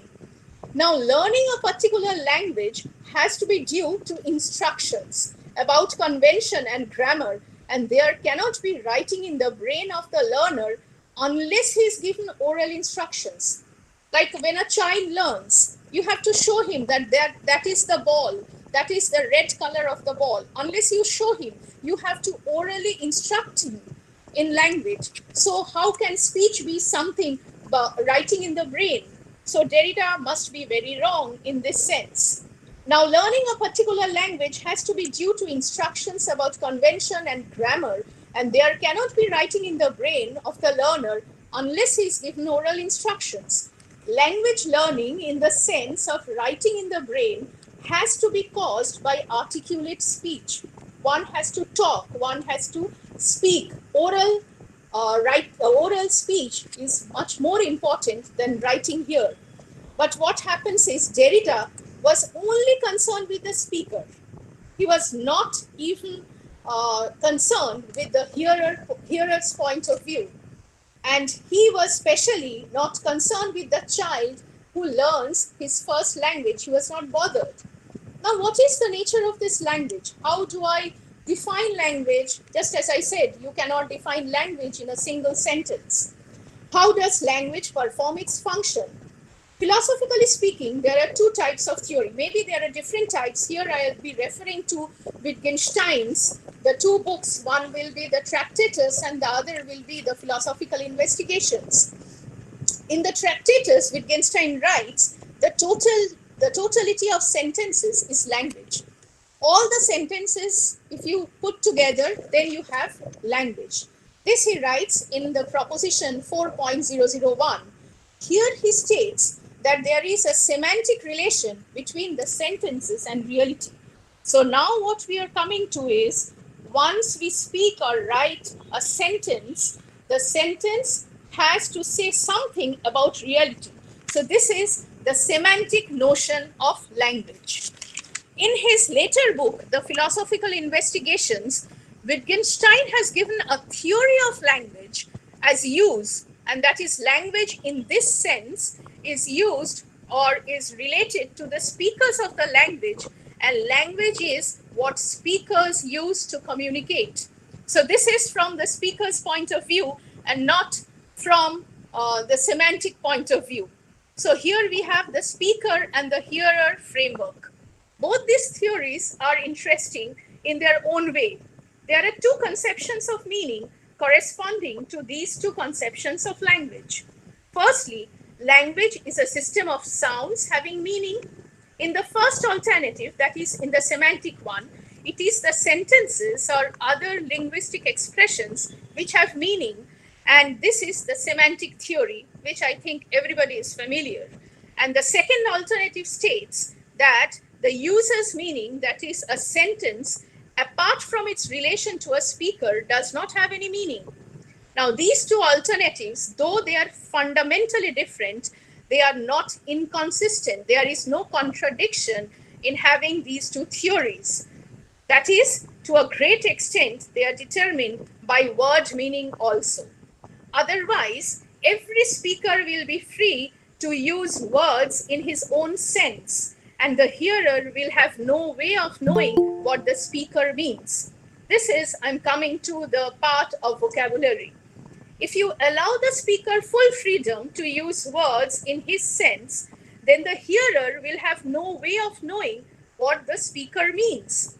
Allowing the speaker the freedom to use words in this sense has been highlighted by Lewis Carroll. If you are familiar with Alice in Wonderland, in Lewis Carroll's book, Through the Looking Glass and What Alice Found There, it was published in 1871. I am reading out the excerpts from that book. Now, this is what Humpty Dumpty says. This is the chapter on Humpty Dumpty. There's glory for you, Humpty Dumpty says. Alice says, I don't know what you mean by glory. Humpty Dumpty smiled contemptuously. Of course you don't, till I tell you. I meant there's a nice knockdown argument for you. But glory doesn't mean a nice knockdown argument, Alice objected. When I use a word, Humpty Dumpty said in a rather scornful tone, it means just what I choose to mean neither more nor less. The question is, said Alice, whether you can make words mean many different things. The question is, said Humpty Dumpty, which is to be the master, that is all. They have a temper, some of them, particularly the verb. They are the proudest, and the adjectives you can do anything with, but not verbs. However, you can manage the whole lot of them. Impenetrability, that's what I say. Would you tell me, please, said Alice, what that means? Now you talk like a sensible child, said Humpty Dumpty, looking very much pleased. I meant by impenetrability that we have had enough of the subject, and it would be just as well if you would mention what you mean to do next, as I suppose you don't mean to stop here all the rest of your life. That's a great deal to make one word mean, Alice said in a thoughtful tone. So now the whole conversation is on the side of the speaker. If the speaker has the freedom to say whatever he means or she means, the hearer will not be able to understand half of the things what the speaker says. If the speaker has the freedom to use any word, then the speaker has the freedom to invent whatever she chooses. This freedom will turn the language into a private language. So we are not dealing with a private language here. We have to make language a tool of intersubjective communication. Words have to be used in their conventional, that is the semantic sense. The theory that words to be used in the conventional sense has been challenged by Davidson, where he has argued that even if we want to distinguish what a speaker means on a given occasion and what his words mean, the widespread existence of malapropisms threaten the distinction, since the intended meaning seems to take over from the standard meaning. You know, the article that Davidson has written, it was a nice derangement of epitaphs. Now, what is this nice derangement? We understand what he meant. This is a malapropism. Example. Now he has given another example of malapropism, that is, we are all cremated equal. So instead of using the word created, the person mispronounces it as cremated. But we can, at least from the cue given there, we know that the speaker understands by cremated that he means to say we are all created equal. Another example is familiarity breeds attempts. Now, familiarity breeds contempt, not attempt. So from the cue attempt, we can know that what the speaker meant. So here he is given a range of malapropism by which he shows that even if the speaker mispronounces the word, we can understand the intention of the speaker. So we have no difficulty in understanding sentences like familiarity breeds attempts and we are all created equal. Even the title of Davidson's paper may be understood as a nice arrangement of epithets. He states that in principle, communication does not demand that any two people speak the same language. What must be shared is the interpreter's and the speaker's understanding of the speaker's words. In spite of Davidson's persuasive pleading of his case, conventional semantic meaning is rejected. There might be no other way of interpreters sharing of the speaker's understanding of his words. But Davidson's theory does not hold good in the case of aphasia, that is, a loss or impairment of speech and language usage, not due to either sensory loss or motor loss. One old gentleman mystified his friends by saying that he must go and have his umbrella washed until it was discovered that he wanted his hair cut. The correct meaning has to be discovered not automatically, but guessed at by wrong clues, as in cases of malapropism. Malapropism does not prevent successful communication, for the hearer is never at a loss to find the correct word, that is, the word which has the conventional semantic meaning. Now, this is what is meant by the structure of language and the evolution of language. Now, when we are coming to the second section of my lecture, this deals with how language somehow influences the behavioral pattern, because you all know that the language has a certain kind of impact on our behavior. Now, when we are talking of culture, we are talking of culture in terms of shared meanings. And language is so deeply implicated in communication, it plays a pivotal role in the construction of shared meanings. Language is obviously related to cultural meanings in many different ways. The patterns of language use express shared meanings or social representations in a culture. This process may help explain how language can be effective means of activating culturally patterned cognitions.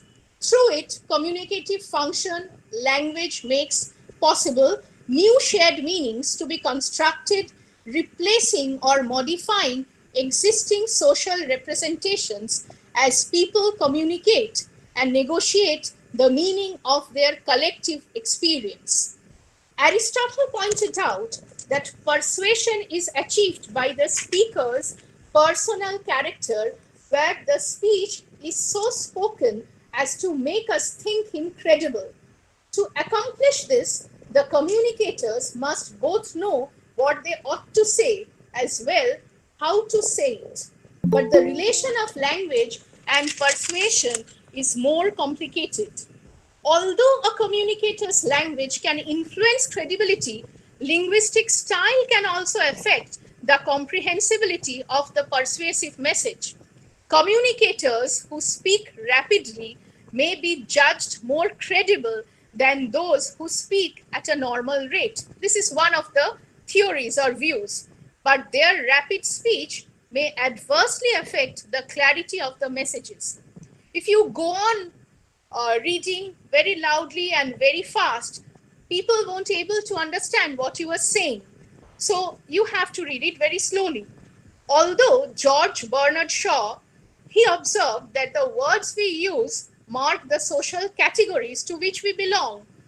You must be very much aware that the movie, that is My Fair Lady, was made from the adaptation of the play that is Pygmalion.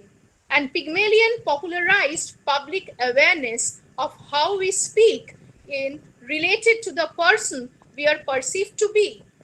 His functional phonetician is known as Henry Higgins, and he could reconstruct a speaker's personal history from a mere snippet of speech.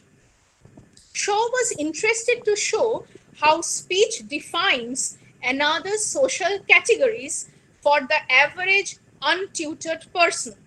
The social significance of this fact for Eliza Doolittle was far-reaching.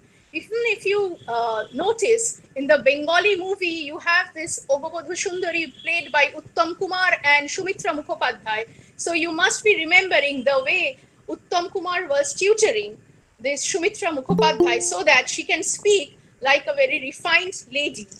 So here also you see, Higgins said, you see this creature with her curbstone English, she's from the gutter, the English that will keep her in the gutter to the end of her days.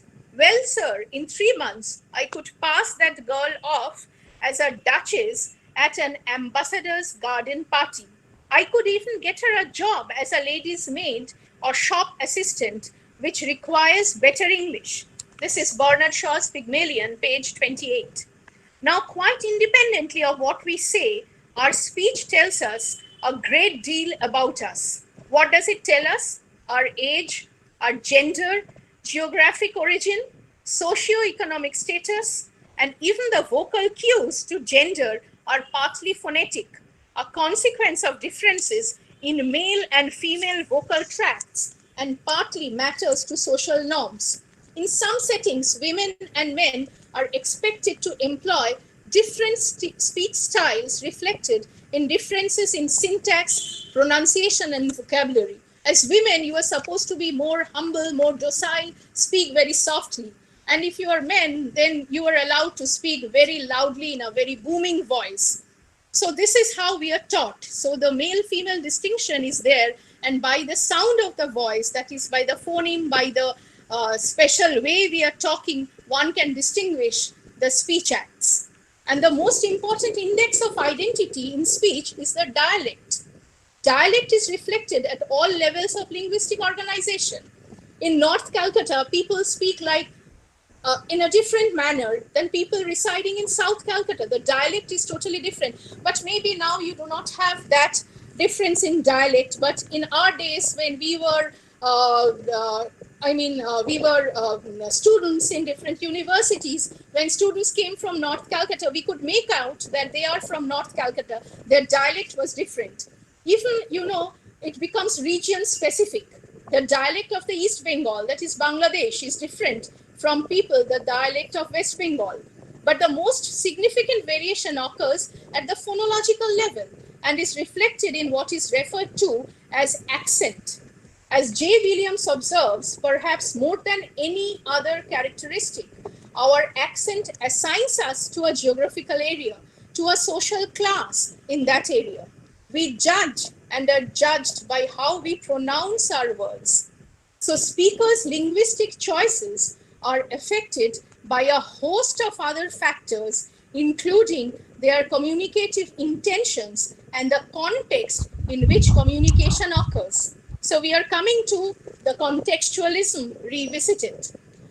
Now I'm coming to the third part of my lecture, that is, in the COVID situation, how our vocabulary has totally changed and how language is adapting to the new situation.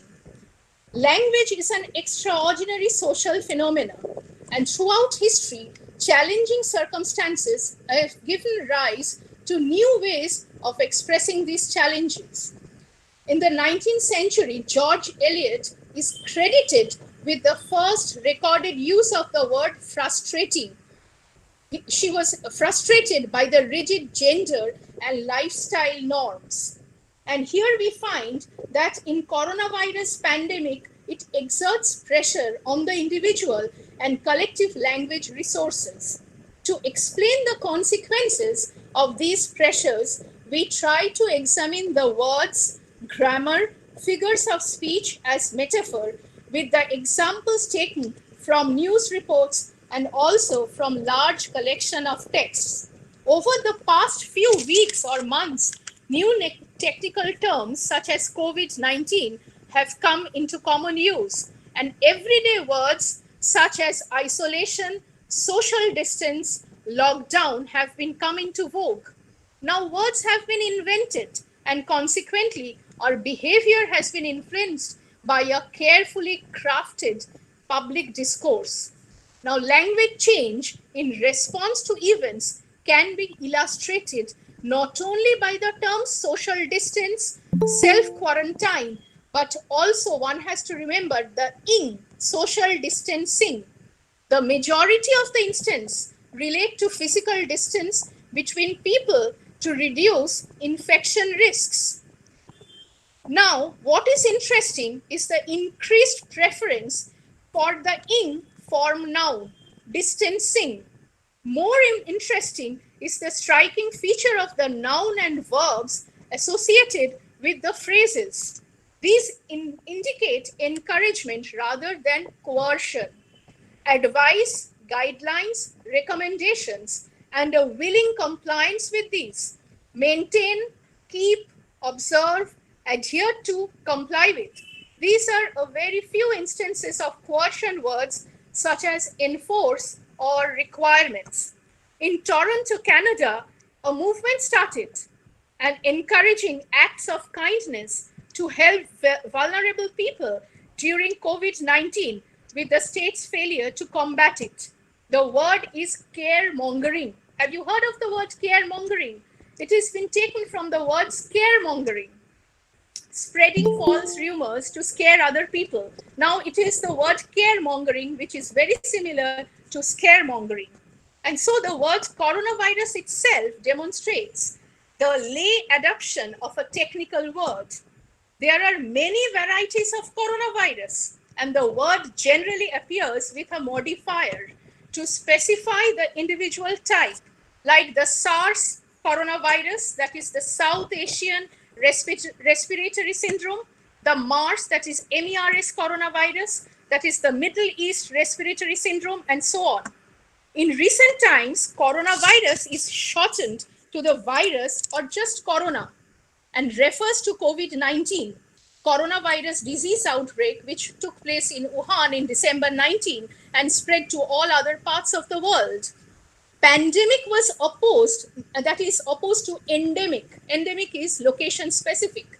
And this coronavirus modifies a flexible range of other nouns, identifying people affected by the illness. That is coronavirus cases, coronavirus victims, or those who are responding to it, that is coronavirus task force, or referring to actions and events, that is coronavirus testing, coronavirus outbreak, or our strange coronavirus lives, and expressing a judgment about the strange coronavirus situation, the coronavirus challenge, the coronavirus crisis. So you can imagine that coronavirus is prefixed to all these different kinds of words.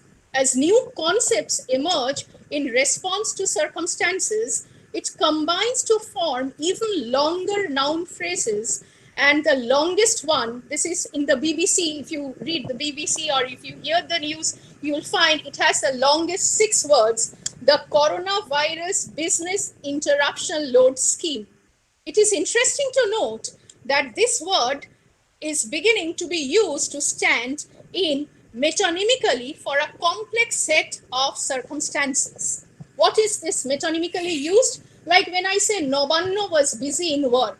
Nobanno cannot be busy, but here what I mean is the people who work there. So I'm using the name of Nobanno to referring to the people, that is known as the metonym. So metonymically, it is a complex set of circumstances. We had, it is not something new in coronavirus. We had the 9/11, and it is now used to mean the attack on the New York World Trade Center on the 11th September 2001. We use phrases as a result of 9/11. In the same way, virus is tending to be used to indicate a general set of circumstances rather than an organism. Long before the coronavirus, we are using long before the coronavirus. Coronavirus is a national emergency, and it is to be noted that many language choices are subconscious, and public language is often carefully crafted. Now, it is done by the media also. There is ample evidence which points that language is used to promote acceptance of and compliance with containment measures by the government and the health authorities. One example is the pervasive use of the war metaphor. There are brief mentions in passing, such as descriptions of medical staff on the front line. We use it frontline workers, or in the firing line, even coronavirus warriors or frontline heroes. There are more focused characterizations of government directives as defending the country from the pandemic or defeating the coronavirus in what is called an unseen war against an unseen enemy. So we are using war metaphors which are used in war. Even before the outbreak of COVID-19, we were introduced to a flowering of new words, such as when Brexit happened, Britain exit, inevitable remain, and regret, and a resurposing of existing words such as backstop. Robert Lawson, a sociolinguistic at Birmingham City University, attributes this to a number of factors: the fast pace at which virus has spread, the contribution of the media and the global interconnectivity at a time when social media and remote contact are so important. He points out that newly introduced terms relate to the socially distant nature of human contact, and the words are co-video party, quarantine and chill, corona babies. There are a host of abbreviations like the ubiquitous WFH, that is working from home, and the life-saving PPE, that is personal protection equipment. Although a lot of words we are using now and a lot of the terminology is actually older, a lot of it seems fairly new. Coronavirus itself goes back to the 1960s. Some healthcare workers have expressed their frustration at being called heroes rather than seen as complex, frightened individuals doing a job who are in dire need of the personal protection gear or equipment rather than boasting of their sacrifices. In this context, I would like to mention Albert Camus' novel, Algerian novelist you must have heard, who later on he became a French citizen, The Plague, which was published in 1947. And if you go through The Plague, you will find that all the words, that is social distancing, quarantine, all these words are in his novel, which was published in 1947. So Camus was only 33, and it was an immediate success. The novel is an intensive personal book revolving around the town Oran, in which Camus knew well, but he disliked.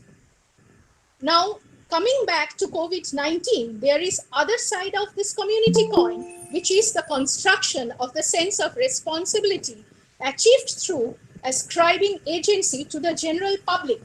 The phrase flattening the curve is one of the range of phrases coming from the visualization of numbers through graphs. That is a huge spike in cases, and these alarming upwards curves are other examples. There are two alternatives. One could say the curve flattens, where curve is the subject of the sentence, or someone's action flattens the curve, where curve is the object of the sentence. This second option puts responsibility for the statistical outcome to human actions. And this is what we encounter in utterances such as, you are managing to flatten the curve, or we need to stay in lockdown now to flatten the curve. The grammatical character of the verb flatten helps to deliver the message. The word lockdown was used by the Chinese government in Wuhan in December 19, which was virtually unknown to India or UK or USA. Talking about India, recently LIC, that is the Life Insurance Corporation, and other insurance companies have recently come up with a new policy named Corona Kavach, the amulet. So you can understand that how vocabulary is introduced in this COVID situation. Edward Lewis wrote an article called The Pandemic Vocabulary for the Financial Times on 20th March, and some of the words and phrases are fast being absorbed in a daily language and are already in the Merriam-Webster editions. In our educational institutions, we are constantly meeting via Google Meet or Zoom, and the words are zooming or teaming. Now, zooming, zoom in, was there in the vocabulary of photography, but zooming, that is, you are having a meeting or you are having a webinar through Zoom platform, that is zooming, it was not used. In Australia, a particular community has been using Miss Rona as a slang for the virus.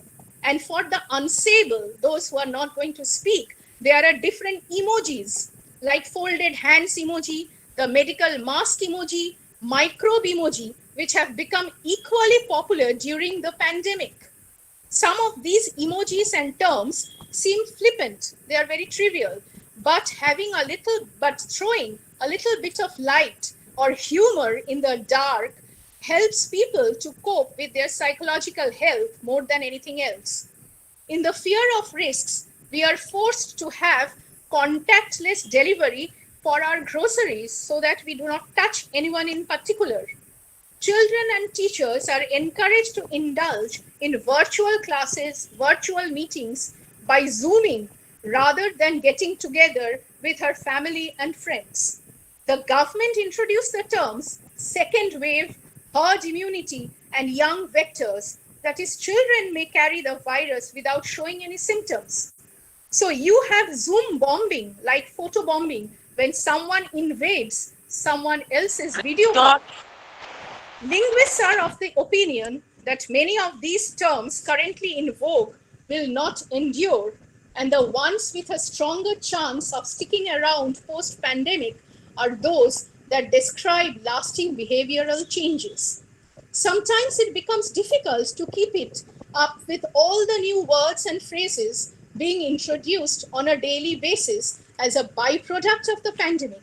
We cannot foretell how long they will be in use, but we have a gut feeling that the terms are going to stay and will be a reflection as to how quickly language adapts to the new situations.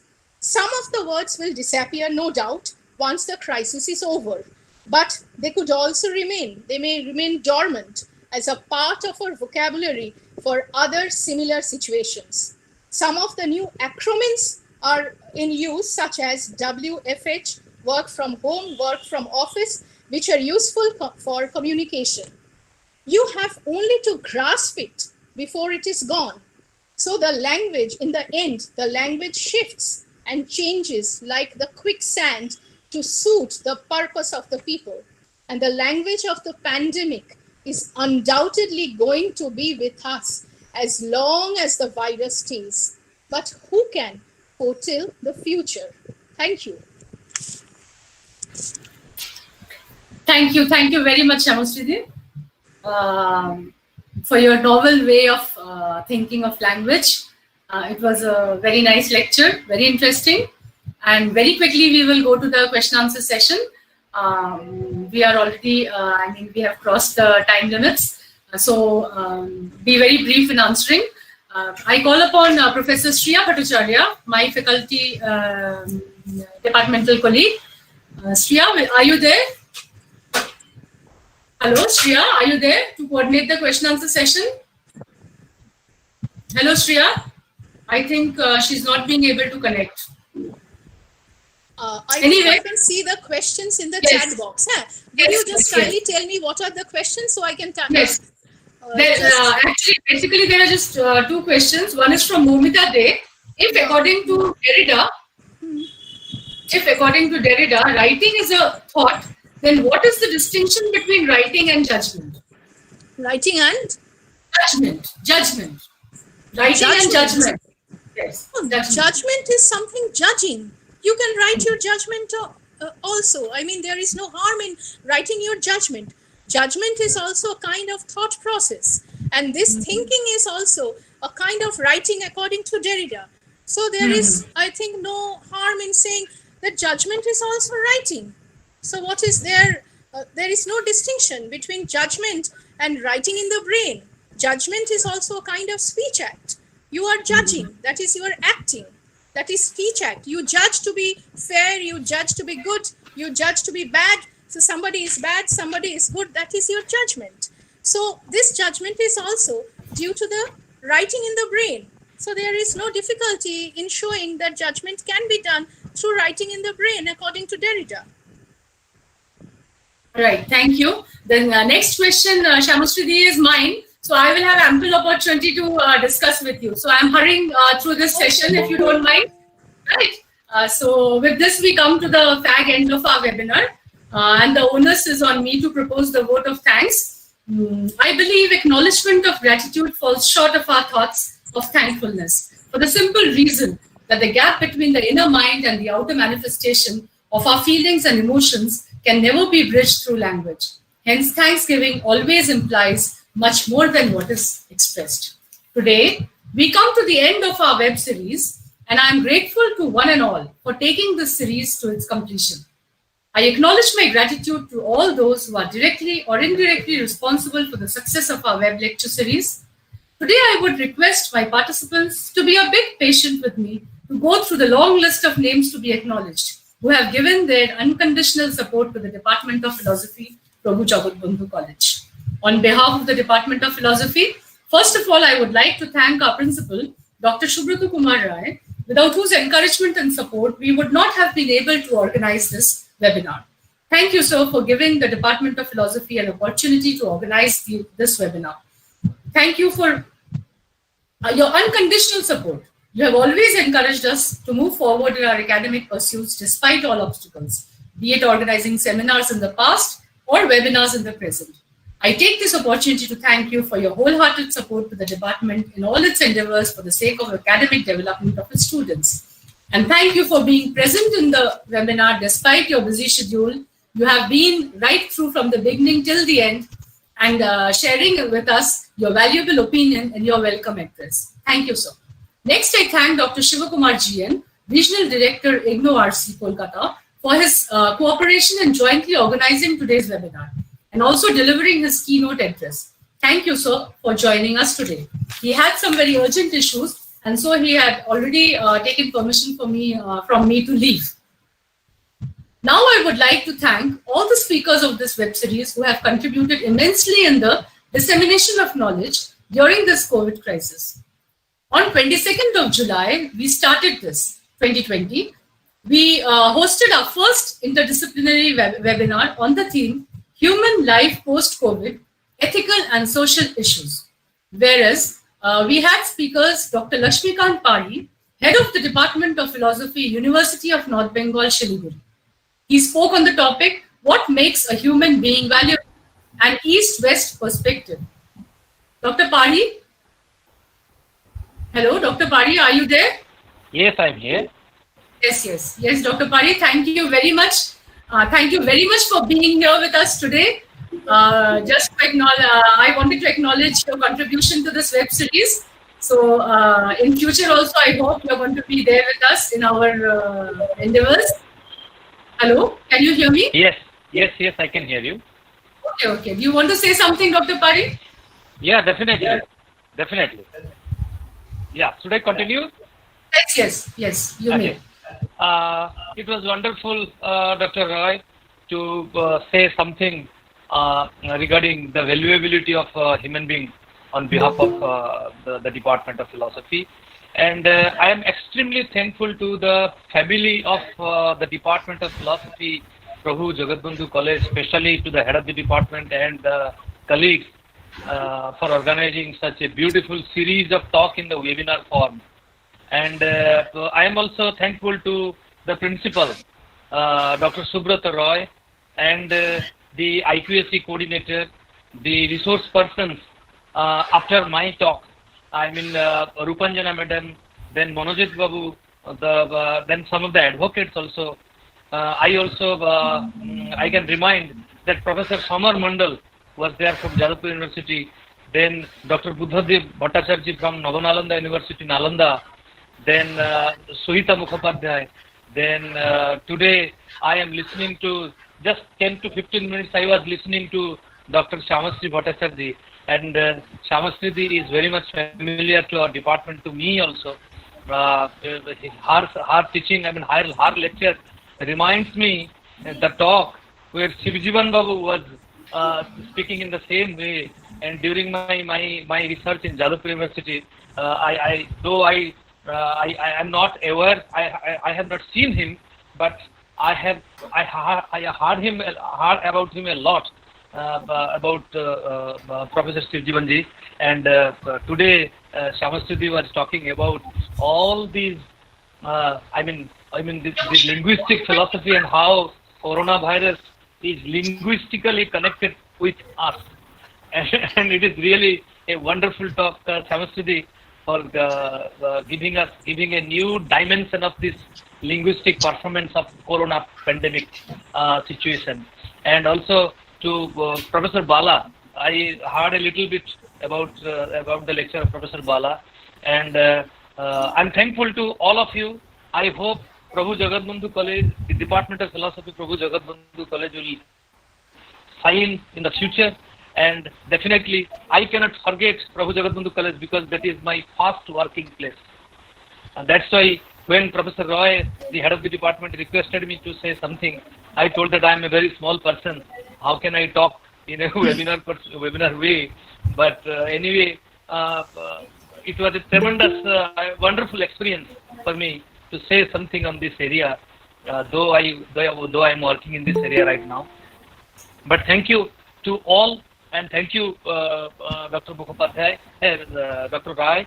And last but not the least, I will say one thing from the Puranas, from the Shastra, that basically, Sarve Bhavantu Sukhina, Sarve Santu Niramaya, Sarve Bhadrani Pashyantu, Ma Kaschit Sukhabhag Bhave. Om Shanti, Shanti, and Shanti. Namaste to all. Okay, thank you so much, Dr. Pari. It was wonderful listening to you once again. And you seem to have been with us throughout the web series. You know, you have mentioned the names of everybody. And this is your humility speaking, that how can you speak in a webinar? Of course you can. I have seen your academic journey, the way you have gone from height to height. And it is said that a branch with a lot of fruits bends down. So that yes, is yes. what... Yes. It was Palena Namranti Vrukshya, Jnanana Namranti Gunijana. Right, so you are an example of that. Anyway, thanks. Our second speaker on 22nd of July was FCS Rupanjana De. She is a director on board of 8 companies, practicing company secretary and a lawyer, who talked on life post-pandemic, the new normal, a legal perspective. Yes, ma'am. We are very thankful to have you here today with us in our final webinar. Thank you so much for contributing to our web series. Would you like to say something? Yeah, of course, yeah. Thank you very much for having me. I often get invited to speak, not only in professional institutes, but also in colleges.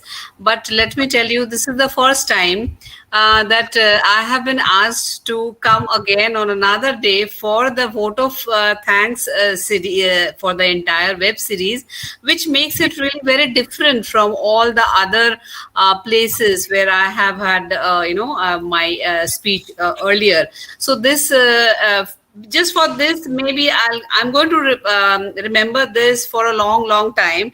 I know For the trouble we have given you the second no, time. no, not for the trouble. I'm really happy that, you know, even a vote of thanks can be, you know, like the organizers can spend, because I can understand all the work and the toil that the organizers do for putting together a program like this.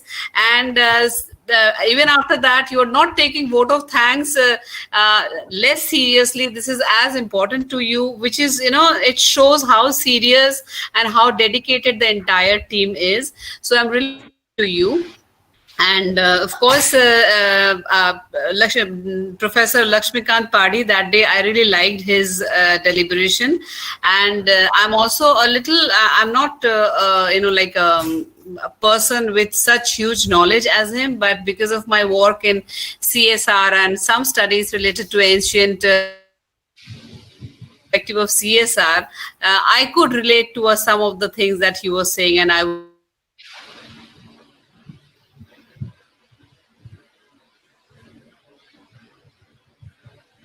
We are losing contact.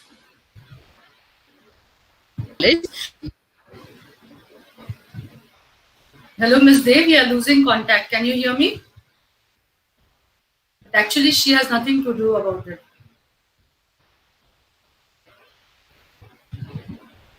Hello, hello, hello, hello.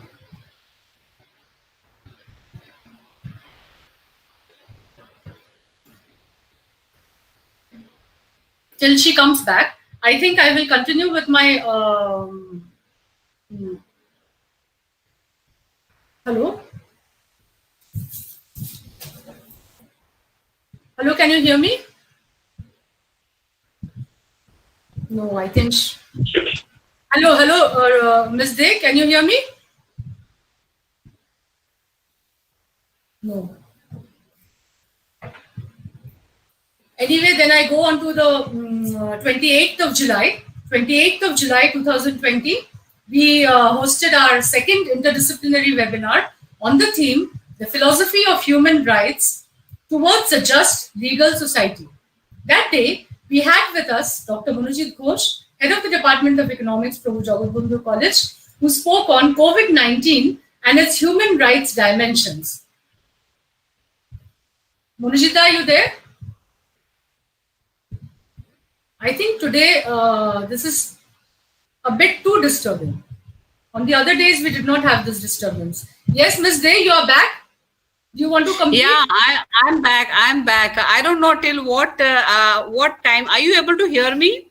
Yes, now we are able to hear you, Ms. Day. Yes. Yeah. I don't know till what time you were able to hear me, because I was going on saying, saying that my thanks, heartfelt thanks to the philosophy department of Prabhu Jagatbandhu College, the head of the department, Dr. Shrutapa Roy, and the principal, Dr. Shrubhata Kumar Roy, and also everybody in the organizing committee, because it takes a effort of so many people to put together a program. So my thanks to each one of you, and also to those who participated and gave their feedback, because it also helps us improve our future deliberations. So thanks a lot, and if I wish all of you all the best for future programs also, and if I'm of any help, please do let me know. I would be happy to contribute. Thank you so much. Thank you, Ms. Day. Thank you very much. I think, yes, Manojita is not there, I think. Manojita, are you there? No. So I go on to my second speaker on that day, on 28th, Advocate Akhilesh Kumar Srivastava, Advocate of Supreme Court and Calcutta High Court, and a human rights activist. Sir, hello? Yes, sir. Can you hear me? Am I audible? Yes, you are audible, sir. So thank you very much. Thank you very much for contributing to our web series. It was really wonderful listening to you, and we had very good feedback. People enjoyed your lecture very much. Sir, thank you. And in future also, I hope that we are going to get you to speak on law. Thank you so much. Thank you so much. Okay.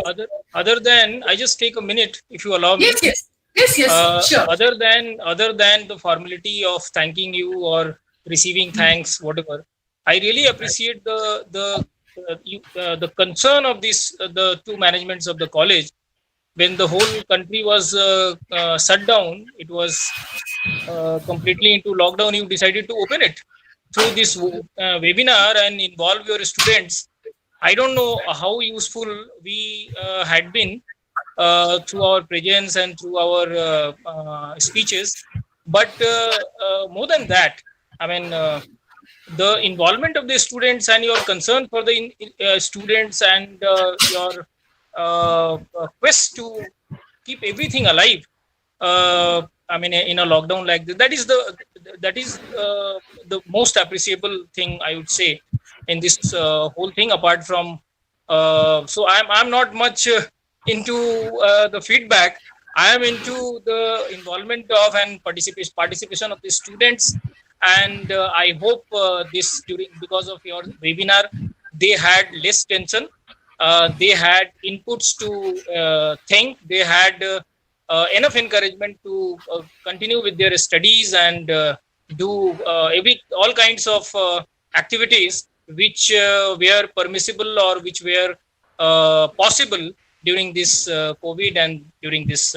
So thank you so much for your organization, your concern, and successfully concluding this whole thing. With this, I conclude. Thank you so much, ma'am. Okay. Thank you, sir. Thank you for being with us. So now I move on to our third day, that is 10th August 2020. We organized a third national webinar on the topic Psychosocial Impact of COVID-19, a philosophical perspective. That day we had Dr. Shamar Kumar Mondol, Professor and Joint Coordinator of CCSSS Jagatbandhu University, Kolkata. He talked on the concept of well-being and its challenges in the context of neo-normal. Professor Mondol, are you there? Hello? Yes. Hello. Yes. Hello. Thank you very much, sir. Thank you very much for your interesting lecture on that day. I must say that people really enjoyed your deliberations, and a lot of questions were also sent to me. I'm going to send the forward the questions to you. And there have been people who are interested to meet you also personally after this COVID situation is over. Lakshmi is back on the screen. I think to meet you and say hello to you also. Okay, Shamurda, you may say something. First of all, I want to thank to the organizers, especially Prabhu Jagatbandhu College and also another college, which is Susilkar College.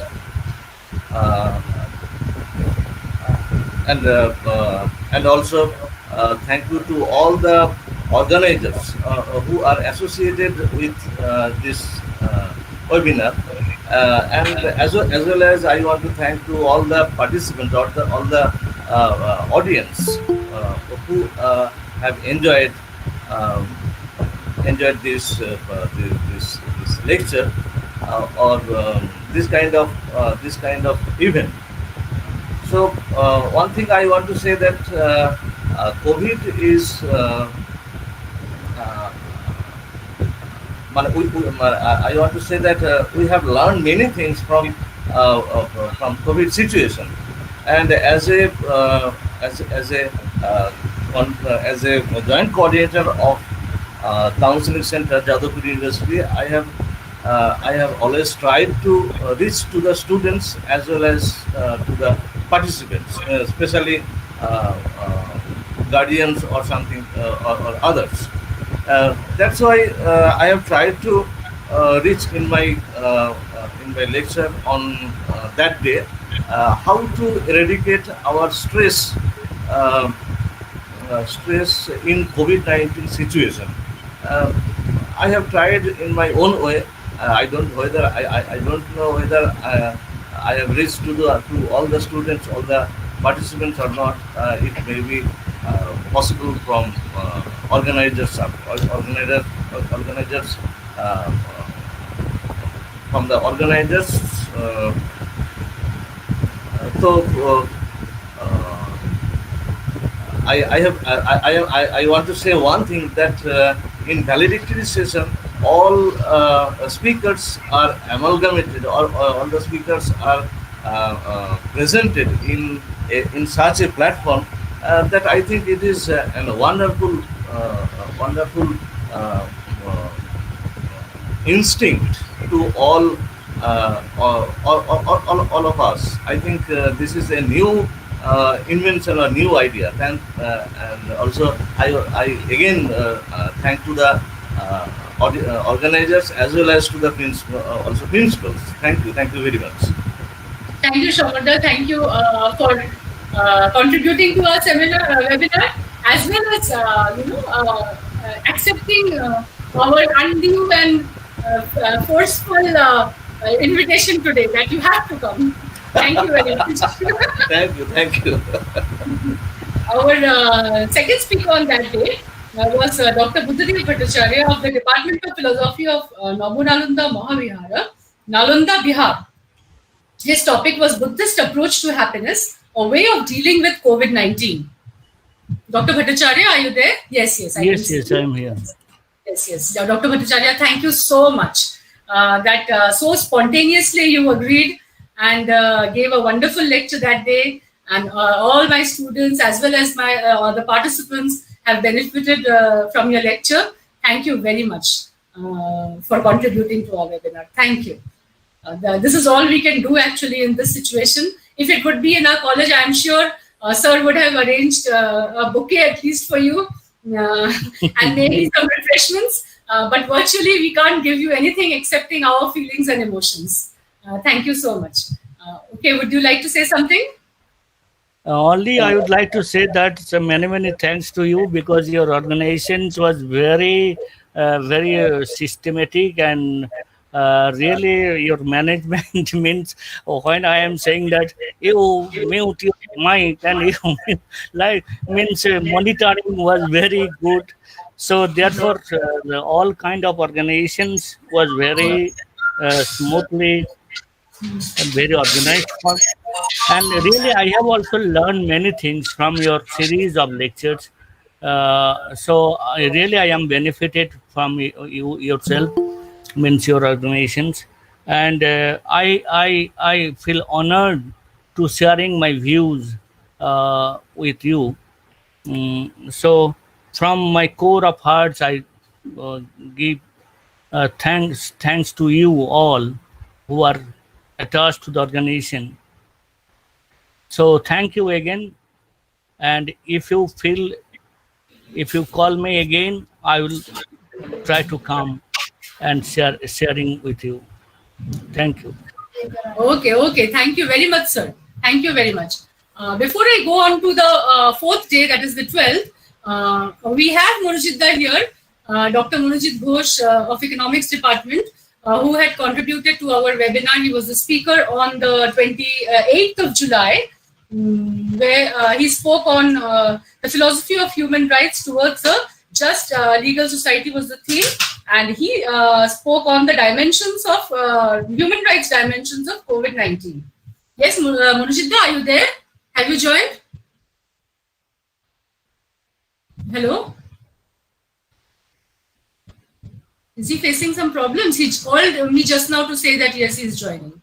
Anyway, one thing I missed saying, I missed the topic of Advocate Akhilesh Kumar Srivastav. Yes, Munojitda has joined. Yes, Munojitda, you may continue. Hello? I can't understand why he is not doing it. I have not started yet. How shall I continue? Oh, sorry. Yes. Yes, we have him here. Thank you, Munojitda, for contributing to our webinar on 28th. Everybody really enjoyed what you said that day. Your lecture was very fiery, to say so, and you had a lot of inputs on that day. People really enjoyed, because people have been asking me about your contact number. So I am sure that in future you will be having many queries over your phone for that. And another thing is that you are the only person who is an internal speaker, so to say. So you deserve greater thanks from the Department of Philosophy for cooperating with us. Thank you so much. Thank you so much. Okay. First of all, human rights is an area which people need to know, and it should be effective rather than enjoying this. People have enjoyed a lot of human rights. This I don't agree with, because human rights is a type of topic which people should understand, and people should apply themselves about their brain, about the activities, about human rights and all these things. I don't know whether they are able to understand properly, because not a single contact has yet been made to me. But in future days, I think it will be made. But anyway, many thanks to the Department of Philosophy for arranging these kinds of webinar, of series of webinars, and arranging various types of topics, and getting assembled various types of speakers also from different quarters. Many Department of Philosophy, teachers, professors, heads, and all other allied people who have made it successful. And thank you also for giving me again another opportunity to say something. I'm really feeling good. Okay, thank you very much. Yes, we are very thankful that all of you are present here together in the same platform, and it is really a great moment of glory for the Department of Philosophy to be having so many experts all together coming on our clarion call. On the same day, as I said that I missed Advocate Srivastav's topic, he spoke on a very interesting topic, that is moral justification of some relevant acts during COVID-19.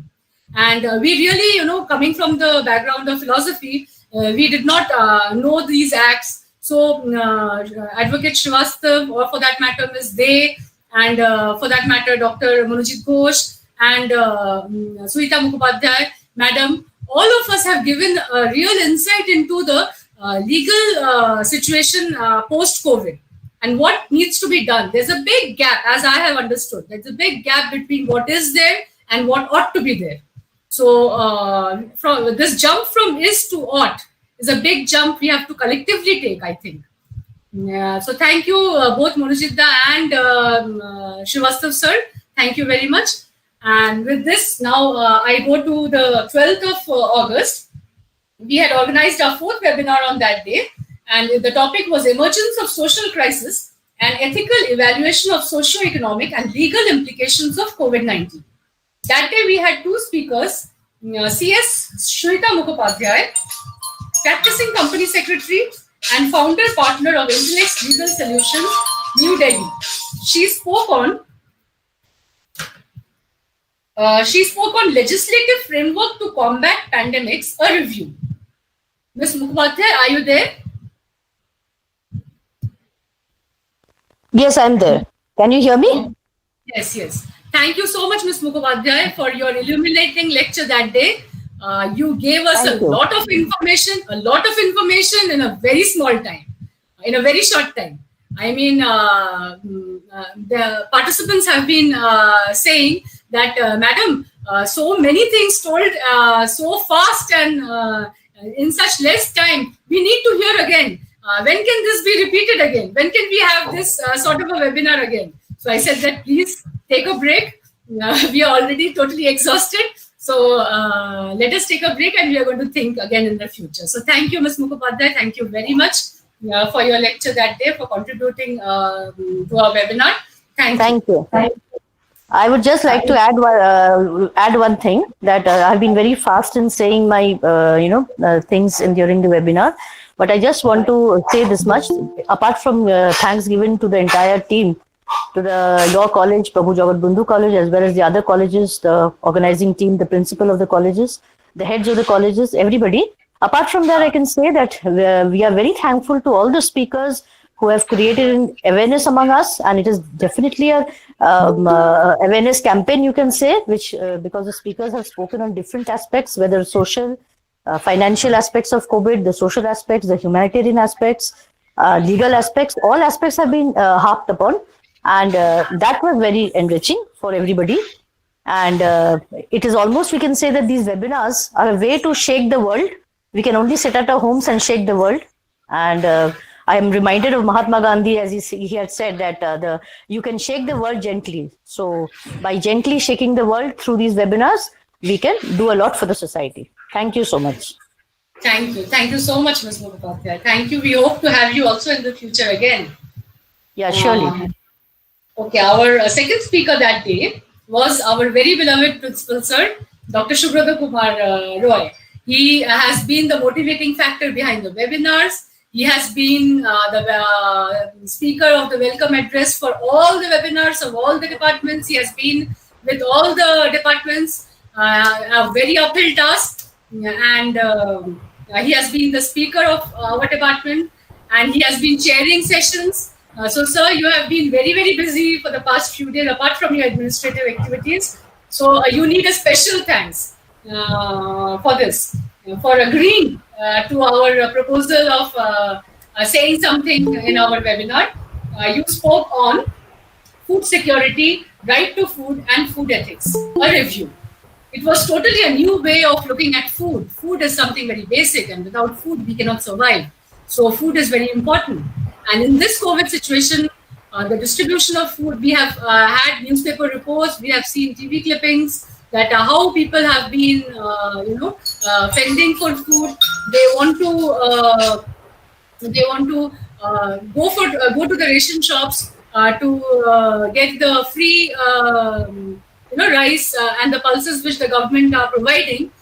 But then there's a lot of malpractices involved over here. So ethics is a very important concept which is related to food and food security. And sir wanted to highlight this. So sir, your paper is an eye-opener to us. It's a very new way of thinking about a very important aspect of the society. Thank you very much, sir, for contributing to our seminar with such a wonderful paper. Thank you very much, and we hope to keep getting your cooperation in this regard even in the future. So you want to say something? Thank you. Am I audible? Yes, yes. Yes, sir. Yes, sir. You're audible. Yes. Thank you, Dr. Sudhoparai, for giving me this opportunity. And I actually want to, utilize this opportunity in a different way. That is, in our college, during this COVID pandemic,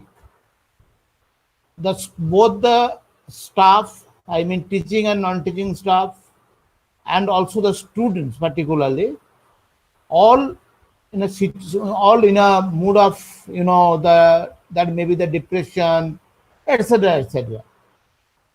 So I have thought that actually some programs should be launched through which we can do the thing that how can we manage the stress, how can we release the depression or rescue them from this depression. So varieties of programs I have decided, I have planned. That is, one is this is a series of not only this web series of lectures, but also the single one day webinar organized by the different department, either jointly or by singly. And on the other hand, we have collaborated with other colleges also, because the main mission and the vision behind this type of collaboration is that to the greater society, how can we move? How can we contribute? This is the one thing. Second is the different varieties of programs like FDP, faculty development programs we have also organized. The faculties of the different colleges, universities, etc. have participated in this program. It is one type of program. Just the one day webinar is another type of program. Web series is also another type of program. Not only that, we have also arranged some counseling program also. So for the stress management, for the depression management, not only the different departments, but also we have the two units in the college. One is NCC and another is NSS. Though that NCC and NSS also organized a webinar just for the stress and the depression management. And ultimately, I don't know to what extent I have reached up to their heart. I mean, heart of my colleagues, my students, etc. But anyway, as a principal or head of the institution, it is my duty to solve the problem, to manage the crisis, we are suffering from the crisis. So it is a situation overall I have planned in such a manner, and also some other programs also up to the month of September, maybe first week of September, maybe so many programs will be organized by the different departments and the college as a whole. So I think that this program, Web Switch program, it is a assembly of I think very, very big personalities are here. They are actually very much, I think, has a lot of contribution to the society, and it is a part of that they have joined hands with us. So I am very much thankful to them, all the personalities, all the dignitaries, all the speakers who have come here to deliver their lectures in our webinar series of lectures.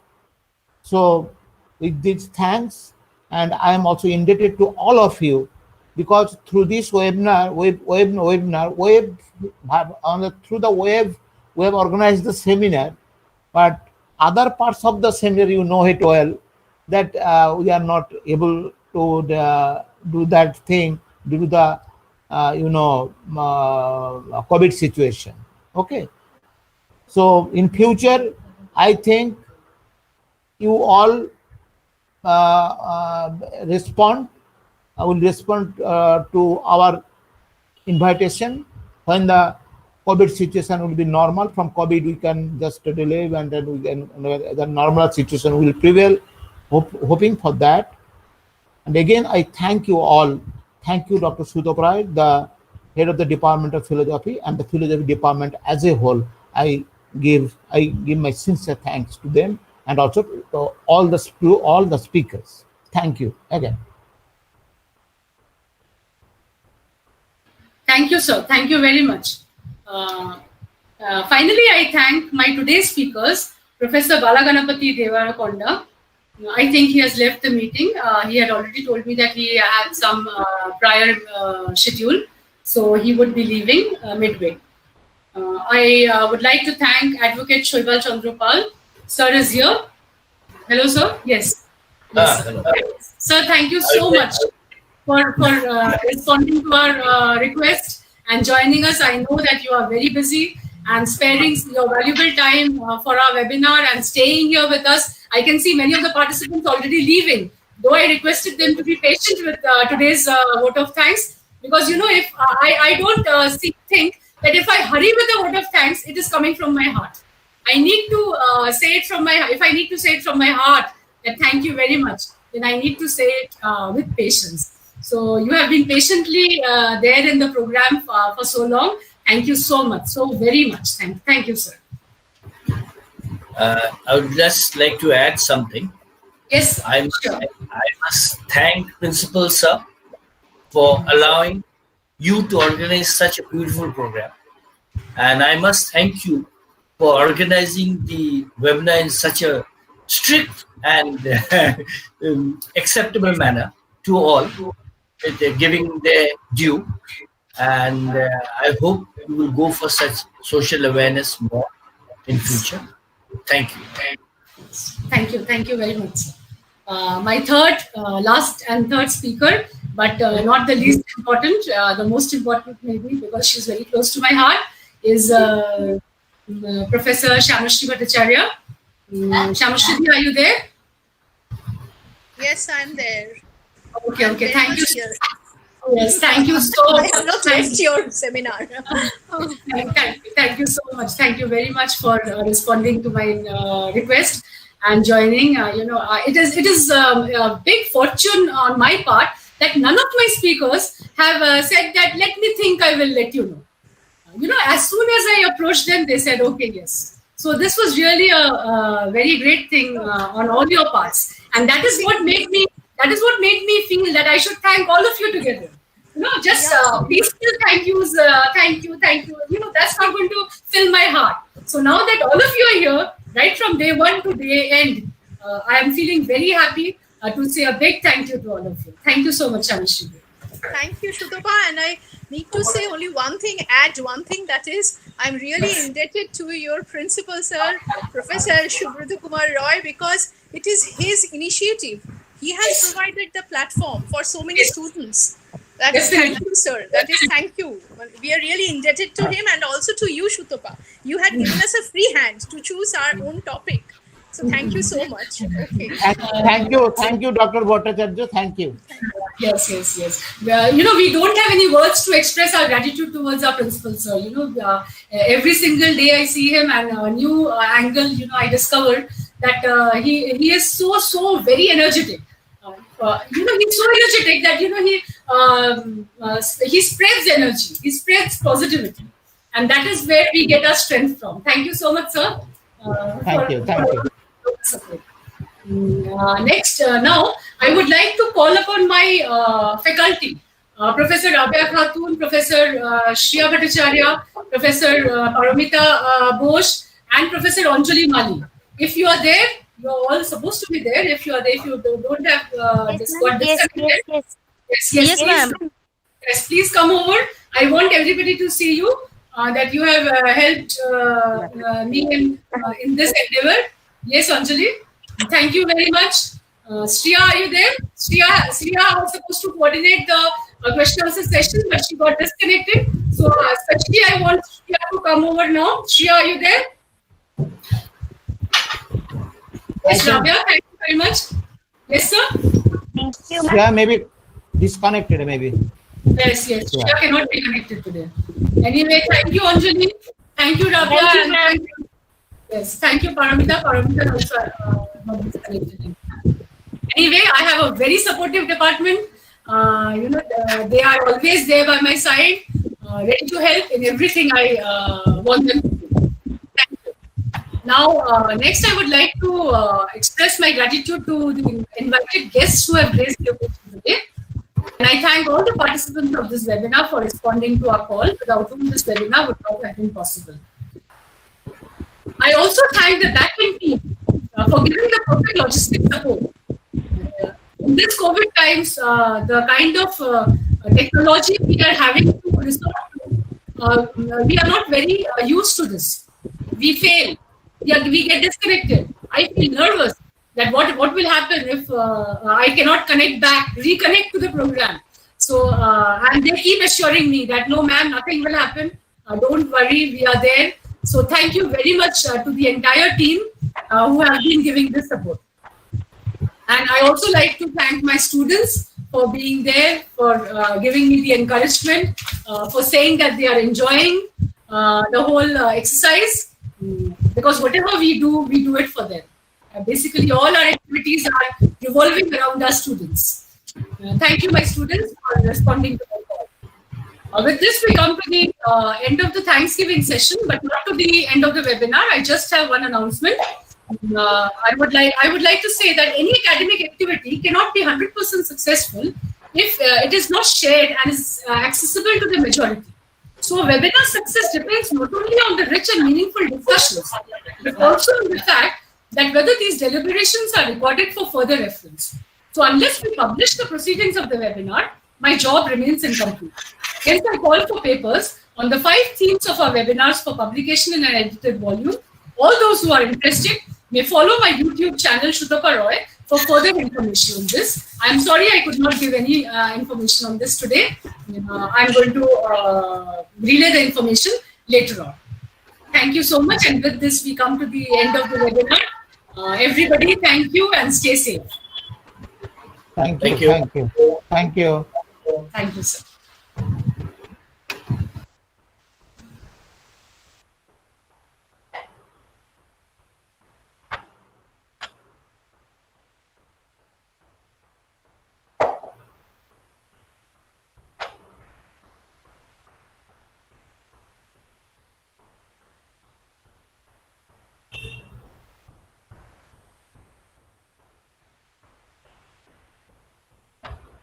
चला